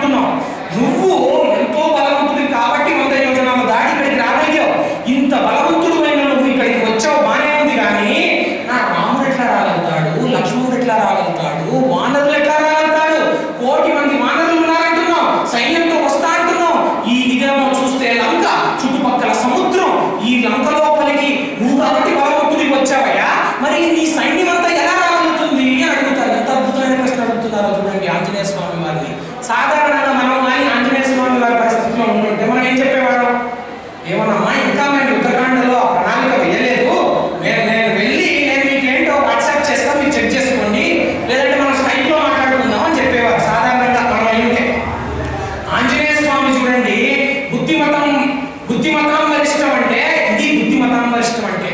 నిజంగా ఆంజనేయ స్వామి వారు ఆ సమయానికి ఎట్లా మాట్లాడారో చెప్తారు. త్యాగరాజు వారు ఏమంటారు? సమయానికి తగో మాట్లాడే అంటారా లేదా? అట్లాగా ఆ సమయానికి మాట్లాడే వాళ్ళు ఉండాలి. కాబట్టి ఆంజనేయ స్వామి వారు ఏమంటారంటే, అమ్మా నేను వచ్చాను కదా, మా వానరులు ఎవరైతే ఉన్నారో ఈ భూమి చుట్టూ ప్రదక్షిణాలు చేయగలిగేంత బలం ఉన్న వాళ్ళమ్మా, సముద్రాన్ని తిరిగి తోడగలిగే బలం ఉన్న వాళ్ళమ్మా, 1000 మంది ఏనుగుల్ని చంపగలిగే బలం ఉన్న వాళ్ళమ్మా, అంత బలవంతులమ్మా మా సైన్యం వానరులు అందరూ. ఉన్న వానరులు అందరూ అంత బలవంతులమ్మా. ఉన్న వానరులు అందరిలో అందరికంటే హీనుణ్ణి, తక్కువ వాడిని నేనమ్మా. అందుకమ్మా నన్ను పంపించింది దూతగా. కాబట్టి నువ్వేం వెళ్ళబడకు తల్లి, మా వాళ్ళు నా సైన్యం అంతా నాకంటే 1000 రెట్లు బలవంతులమ్మా, అందరూ వస్తారు అంటారు. ఇప్పుడు చూడండి, సీతమ్మ వారికి గజారోహణం చేసినంత సంతోషం. కానీ అది నిజమా? ఖచ్చితంగా అబద్ధం. ఉన్న వాళ్ళలో బలవంతుడు ఆంజనేయ స్వామి. కానీ ఆయనని ఆయనంతటా ఆయన ఎంత చిన్న పుచ్చుకుంటున్నాడో చూడండి. ఎందుకు చిన్న పుచ్చుకుంటున్నాడు? సీతమ్మ వారిని ఆనందింపజేయించడానికి. ఇప్పుడు కానీ ఆయన నేను ఒక్కడిని బలవంతుడమ్మా, నేను రాగలుగుతా, మహా అయితే రామలక్ష్మణుని నా భుజం మీద తెస్తా, వేరే వాళ్ళ సంగతి చూస్తాం అన్నాడు అనుకోండి, అంతే సీతమ్మ వారి మనసు మళ్ళీ జారిపోతుంది. కాబట్టి ఆయన అహంకారం, నేను అన్న అహంకారం లేకుండా నేనేం లేనమ్మా, నేను నథింగ్, నాకంటే బలవంతులు ఎంతో మంది ఉన్నారు, అందరూ వచ్చేస్తామంటారు. అట్లా వచ్చేస్తామని చెప్పి ఆంజనేయ స్వామి వారు అక్కడి నుంచి బయలుదేరిపోతారు. ఆయన అంటారు, అల్పశేషమిదం కార్యం, చిన్న పని ఉందమ్మా, చిన్న పని చేసేసుకొని వెళ్ళిపోతాను అని మనసులో అనుకుంటారు. అనుకొని ఉత్తర దిక్కుకు వెళ్ళిపోతారు. ఆంజనేయ స్వామి ఇప్పుడు ఏం చెప్పరు. ఆంజనేయ స్వామి వారు సీతమ్మ వారికి ఇప్పుడు ఏం చేయబోతున్నాను ఏం చెప్పరు. ఆవిడ ప్రదక్షిణాలు చేసి మేము వెంటనే వచ్చేస్తాం తల్లి అని మంచి మాటలు చెప్పి అక్కడి నుంచి బయలుదేరిపోతారు. బయలుదేరిపోయి ఒక స్తంభం మీద కూర్చొని అల్పశేషమిదం కార్యం అని అనుకొని, ఇంకో చిన్న పని పెండింగ్ ఉంది ఇక్కడ, నాకు ఏమి చేయాలి అని అనుకుంటారు. ఒక 5 నిమిషాల్లో చేద్దాం. ఆయన అనుకుంటారు, నేను ఇప్పుడు రావణుడితో మాట్లాడాలి అనుకుంటారు. ఎందుకు రావణుడితో ఇప్పుడు మాట్లాడడం? ఆయన వచ్చిన పని అయిపోయిందా? ఆయన వచ్చిన సీతమ్మ వారిని చూడడానికి చూశారు, ఇంకో మెట్టు ఎక్కువే మాట్లాడారు, ఇంకో మెట్టు ఎక్కువే ధైర్యం చెప్పారు, చాలా వెళ్ళిపోవచ్చు కదా. ఆంజనేయ స్వామి వారు ఏది చేసినా త్రికరణ శుద్ధిగా చేస్తారని చెప్పుకున్నాం మనం. ఏంటి త్రికరణ శుద్ధిగా చేయడం అంటే ఏమిటండి అర్థం? 3 కరణాలతో చేయడం. ఏమిటా 3 కరణాలు? మనస్సు, వాక్, కాయం. మనస్సు అంటే మనస్సులో అది చేసేయాలి, వాక్కు నోటితో అదే చేయాలి, కాయం అంటే శరీరంతో అదే చేయాలి. త్రికరణ శుద్ధిగా చేస్తారు ఆంజనేయ స్వామి వారు. కాబట్టి ఆయన ఏమనుకుంటారు, రావణుడితో నేను మాట్లాడాలి. ఎందుకు మాట్లాడడం అంటే, రావణుడికి ఇంకొక అవకాశం నేను ఇవ్వాలి. ఎందుకు అవకాశం ఇవ్వడం? రామావతారంలో ఉండే గొప్పతనం ఇంకొక అవకాశం ఇవ్వడం. కృష్ణావతారంలో ఆ ఫ్లెక్సిబిలిటీ లేదు.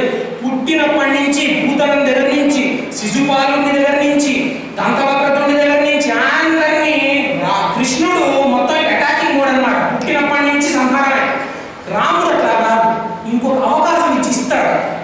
రావణుడికి ఎన్నో అవకాశాలు. ఎంతో మంది చివరికి రావణుడి తల్లి అయిన కైకసి చెప్పింది, భార్య అయిన మండోదరి చెప్పింది వదిలేయి అని, అయినా కూడా వదలలేదు. అంత అహంకారపడు. కాబట్టి ఆంజనేయ స్వామి ఇంకొక అవకాశం ఇద్దాం. రామావతారానికి ఒక గొప్పతనం, రాముడే ఇక్కడ ఉంటే ఇంకొక అవకాశం ఇచ్చేవాడు. కాబట్టి అవకాశం ఇస్తా. ఎట్లా అవకాశం ఇవ్వాలి? వాళ్ళతో మాట్లాడాలా? రావణుడితో మాట్లాడకుండా అవకాశం ఇవ్వలేదు, మాట్లాడలే కదా. మరి రావణుడు ఒకనొకప్పుడు తపస్సు చేస్తే బ్రహ్మ ప్రత్యక్షమైతే నీకేం కావాలి అని అడిగితే, నాకు మరణం ఉండకూడదు అంటాడు రావణుడు. మరణం ఉండకూడదు, కుదరదు, నీకేమైనా కావాలని కోరుకో అంటే, నాకు యక్షుల చేతిలో కానీ, కిన్నరుల చేతిలో కానీ, గంధర్వుల చేతిలో కానీ, కింపురుషుల చేతిలో కానీ, దేవతల చేతిలో కానీ మరణం ఉండకూడదు అంటాడు. అప్పుడు బ్రహ్మ అంటాడు, అరే నువ్వు మనుషుల్ని వానరుల్ని మర్చిపోయావు లిస్టులో అంటాడు. రావణుడు అంటాడు, తృణభూతాహితామన్యే ప్రాణినో మానుషాదయ, తృణంతో సమానమయ్యా నాకు నరుడు వానరుడు. వాళ్ళు ఏం చేస్తారు? నన్ను వాళ్ళని వినాయం చేస్తున్నాను లిస్టు నుంచి. ఎంత అహంకారమో చూడండి. అట్లాంటి వానరుడు ఇప్పుడు వచ్చి మీతో మాట్లాడతానంటే వింటాడా? రావణుడు వినడు. కాబట్టి ఆంజనేయ స్వామి ఏం చేయాలి? ఇక్కడ పెద్ద భీభత్సం సృష్టించాలి. ఆ భీభత్సం కోసం ఆయన ఏం చేస్తాడంటే, అవలీలగా అశోకవనాన్ని అటు ఇటు తిరుగుతారు అంతే గాలిలో. ఆయన ఏది చేసినా ధర్మమే. మరి ఆయన ఎవరు అటాక్ చేయకుండా ఆయన మరి వెళ్ళి వాళ్ళ మీద పడితే అది అధర్మం అవుతుంది కదండి అని అడుగుతారు. కానీ ఆయన ఏం చేస్తారంటే జాగింగ్ చేస్తారు.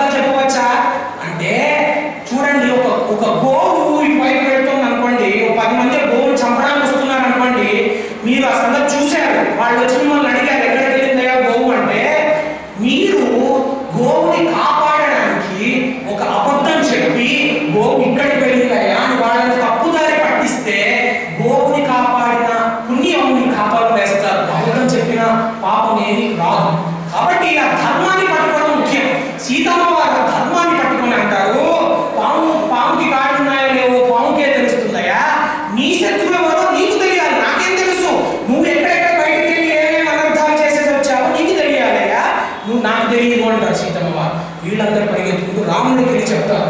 రాముడు క్రోరోద్భీతుడైపోయి కింకరవీరుల్ని పంపిస్తారు, సైన్యాన్ని వెళ్ళి ఆ వానరుని చంపేయండి.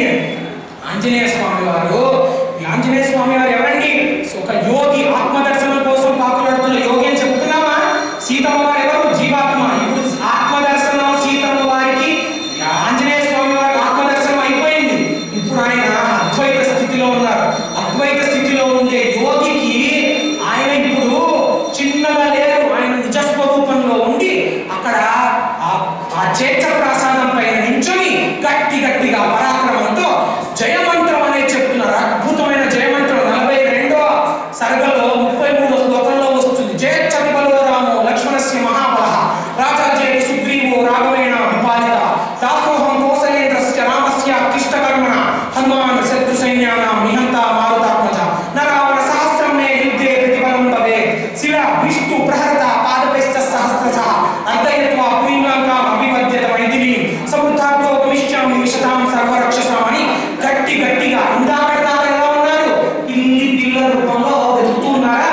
ఇప్పుడు ఎలా ఉన్నారు? గొప్ప అద్వైత రూపంలో గొప్పగా పరాక్రమం. ఏమంటున్నారు? రాముడికి జయం, లక్ష్మణుడికి జయం, సుగ్రీవుడికి జయం. మేము ఆ రామ లక్ష్మణ జయచ్చతి బలో రామ లక్ష్మణస్య మహాబలః రాజాజేతి సుగ్రీవో రాఘవేణ విపాలి దాసోహం కౌసలేంద్రస్య రామస్య అక్లిష్టకర్మణ హనుమాన్ శత్రు సైన్యానాం నిహంతా మారుతాత్మజ. ఆ రామ లక్ష్మణుడి యొక్క దూతని నేను, ఆ బంటుని నేను. నా పేరు హనుమాన్. నాకు వేరే ఆయుధం అక్కర్లేదు, చూసుకోండి. శిలా విష్ణు ప్రహరత పాదపేశ్చ సహస్రశః రాళ్లతో పెద్ద పర్వతాలతో విసిరి చంపేస్తా, వృక్షాలని ఎత్తి మీ మీద విసిరి చంపేస్తా, నీ రథాలనే మీ మీద విసిరి చంపేస్తా. నాకు ఇంకొక ఆయుధం అక్కర్లేదు. ఆంజనేయ స్వామి గద అవన్నీ పట్టుకొని వెళ్ళలేదు సుందరాఖండలు. కాబట్టి నేను అంత బల పరాక్రమవంతుణ్ణి. నరావణ సహస్రం మే, ఒక్క రావణుడు కాదు, సహస్ర 1000 రావణులన్నా రానివ్వండి, నా ముందు నిలువ జాలరు. కాబట్టి ఇప్పుడు లంక ఉండదు, రావణుడు ఉండడు, రాక్షసులందరూ ఉండరు. చూసుకోండి. నరావణ సహస్రం మే యుద్ధే ప్రతిఫలం భవేత్ శిలా విష్ణు ప్రహరత పాదపేశ్చ సహస్రశః అర్ధయత్వా పురీంలంకాం అభివద్యత మైథిలీం సమృద్ధార్థో గమిష్యామి విశతాం సర్వరక్షసాం. లంకని ధ్వంసం చేసి సీతమ్మ వారికి నమస్కరించి నేను ఎట్లా వచ్చానో అట్లా వెళ్ళిపోతాను, చూసుకొని జాగ్రత్త అని చేచ్చప్రసాదం మీద కూర్చొని గట్టిగా అరుపులు. అక్కడ కింకర వీరులు వస్తున్నారు, 80,000 కింకర వీరులు. పెద్ద యుద్ధం జరుగుతుంది. ఆంజనేయ స్వామి వారు అక్కడ ఉండే ఏదో ఒక పెద్ద శిలని పట్టుకొని ఆ 80,000 కింకర వీరుల మీద వేసేసరికి కింకర వీరులు హతమైపోతారు. ఆ తర్వాత జంబుమాలిని పంపిస్తాడు, జంబుమాలి హతమైపోతాడు. ఆ తర్వాత 7 మంత్రిసుతుల్ని పంపిస్తారు రావణుడు, మంత్రిసుతులు హతమైపోతారు. ఆ తర్వాత 5 సేనాగ్ర నాయకుల్ని పంపిస్తారు. సేనాగ్ర నాయకులు మహాబలవంతులు, ఒక్కొక్క సేనాగ్ర నాయకుడినే ఒక యుద్ధానికి వాడతారు. అలాంటిది 5 సేనాగ్ర నాయకుల్ని పంపిస్తే అందరినీ హతం చేసేస్తాడు. ఆఖరికి తన కొడుకు అయిన అక్షకుమారుని పంపిస్తాడు. అక్షకుమారుని కూడా పట్టుకొని గిర్ర తిప్పి నేల మీద కొట్టి కాళ్ళు మటుకు మొక్కజనం పొత్తుల్లాగా చేతులు మిగిలేసరికి అవతలు పడేస్తారు ఆంజనేయ స్వామి గారు. గొప్ప యుద్ధం జరుగుతుంది. సమయం లేదు కాబట్టి నేను క్లుప్తంగా చెప్పేస్తున్నాను. ఆ తర్వాత ఆంజనేయ స్వామి వారిని చంపడానికి ఇంద్రజిత్తుని పంపిస్తాడు రావణుడు. ఆ ఇంద్రజిత్తు బ్రహ్మాస్త్రం వేసేసరికి ఈ బ్రహ్మాస్త్రానికి ఆంజనేయ స్వామి వారు నమస్కరించి బ్రహ్మాస్త్రం మీద గౌరవంతో కట్టుబడినట్టు నటించి కింద పడతారు. కింద పడినప్పుడల్లా ఏం జరుగుతుందంటే ఆ చుట్టుపక్కల ఉన్న కింకర వానరులందరూ తెచ్చి చీరలు దొరికితే చీరలు, ఆఖరికి మంగళసూత్రాలను కూడా గుంజుకొని తెచ్చి ఆంజనేయ స్వామిని కట్టడం మొదలు పెట్టేశారంట. వాళ్ళకి వివరిస్తారు. అట్లా జరిగేసరికి నిజం చెప్పాలంటే బ్రహ్మాస్త్రానికి ఏదన్నా తగిలిననుకోండి బ్రహ్మాస్త్రం వదిలేస్తుంది. ఇప్పుడు ఆంజనేయ స్వామి వారిని ఎవ్వరు పట్టలేరు. ఒక్కసారి బ్రహ్మాస్త్రం విడుదలైపోయింది అనుకోండి, సూర్యోదయం అయ్యేదాకా ఇంకో ఏ అస్త్రం పనిచేయదు. అది బ్రహ్మాస్త్రం గొప్పతనం. ఇంద్రజిత్తుకు తెలుసా విషయం? ఇంద్రజిత్తుకి భయం మొదలైతుంది. అమ్మో ఈ వానరులు అందరూ తెచ్చి చీరలు ఏదో కట్టేశారు కదా, ఇంకా బ్రహ్మాస్త్రం వదిలిపోయింది, ఇంకా ఆంజనేయుడు ఎవరు పట్టుకోలేరు, ఇంకా మన పని అయిపోయింది అని ఇంద్రజిత్తు అనుకునేటప్పుడు ఆంజనేయుడు అనుకుంటాడు, ఇంకా చాలు, ఇప్పుడు నేను రావణుడితో మాట్లాడతా, ఇప్పుడు నేను చెప్తే రావణుడు వింటాడు అని ఆంజనేయుడిని కొట్టుకుంటూ లోపలికి తీసుకెళ్తాడు. ఆంజనేయుడు అనుకుంటాడు రామార్థం మానరార్థం చ, రామకార్యం కోసమే కదా, పర్వాలేదు దెబ్బలు తింటామని లోపలికి వెళ్ళేసరికి రావణుడు మాట్లాడతాడు. ఎవరు నువ్వు, ఎక్కడి నుంచి వచ్చావు అని చెప్పేసరికి ఆంజనేయుడు అంటాడు, నేను రాముడి దూతని సుగ్రీవుని సచివుణ్ణి, హనుమ నా పేరు, జాగ్రత్త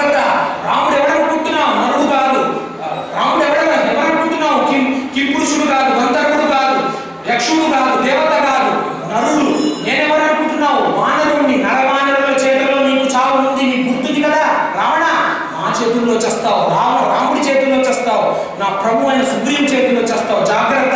ఆ వాలి ఒకనొకప్పుడు రావణుని చంకలు పెట్టుకొని భూమి అంతా తిప్పాడు. ఒకనొకప్పుడు ఇంకో వేరే నీకు అది గుర్తుంది కదా, నువ్వు వాలిని సంయామనం చేస్తున్నప్పుడు డిస్టర్బ్ చేస్తే వాలి ఎట్లా నేను ఇబ్బంది పెట్టాడో, అలాంటి వాలిని ఒక్క దెబ్బతో నా రాముడు చంపేశాడయా.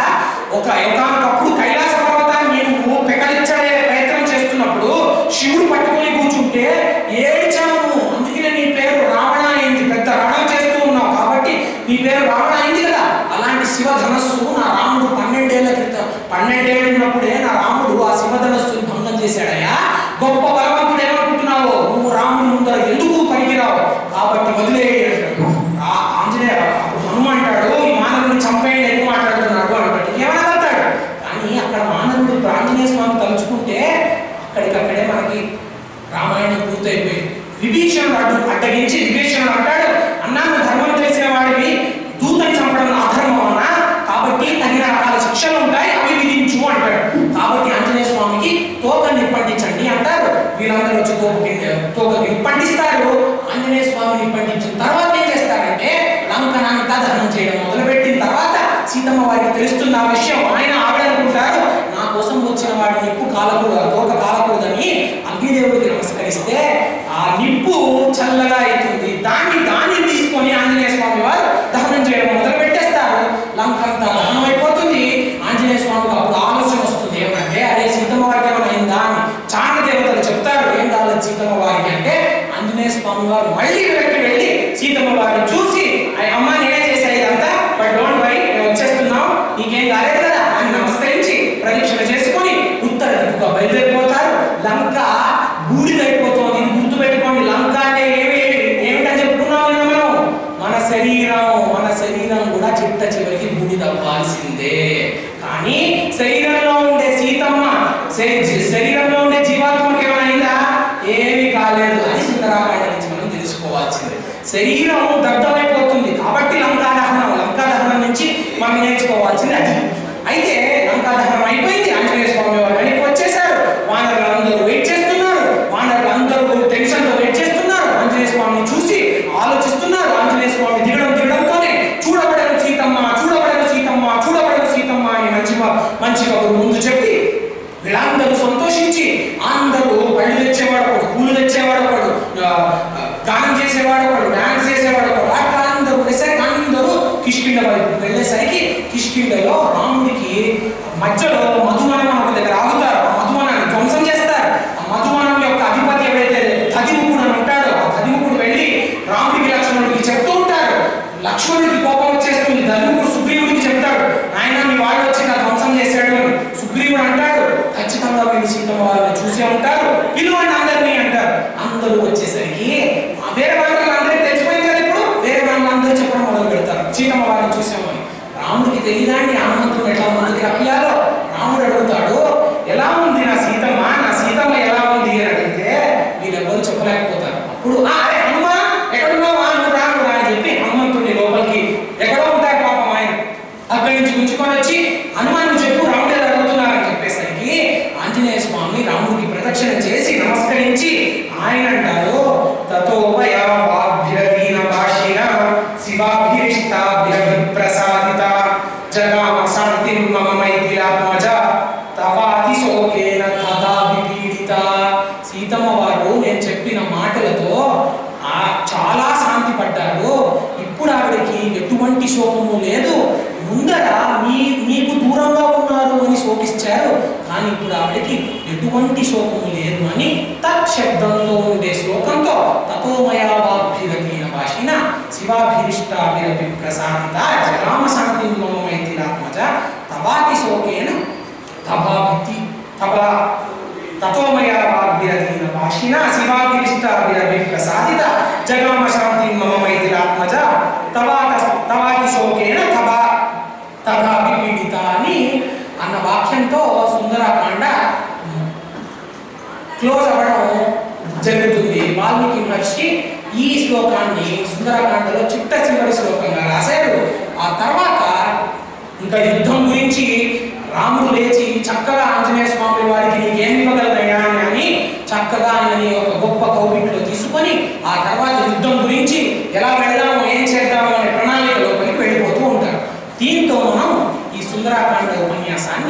ఈశ్వరానుగ్రహంతో ఆయన నా నోటి వెంట ఎంత చెప్పిస్తే అంతవరకు చెప్పి మనం ఈ 2 రోజుల్లో సుందరకాండ ఉపన్యాసాన్ని పూర్తి చేయడం జరిగింది.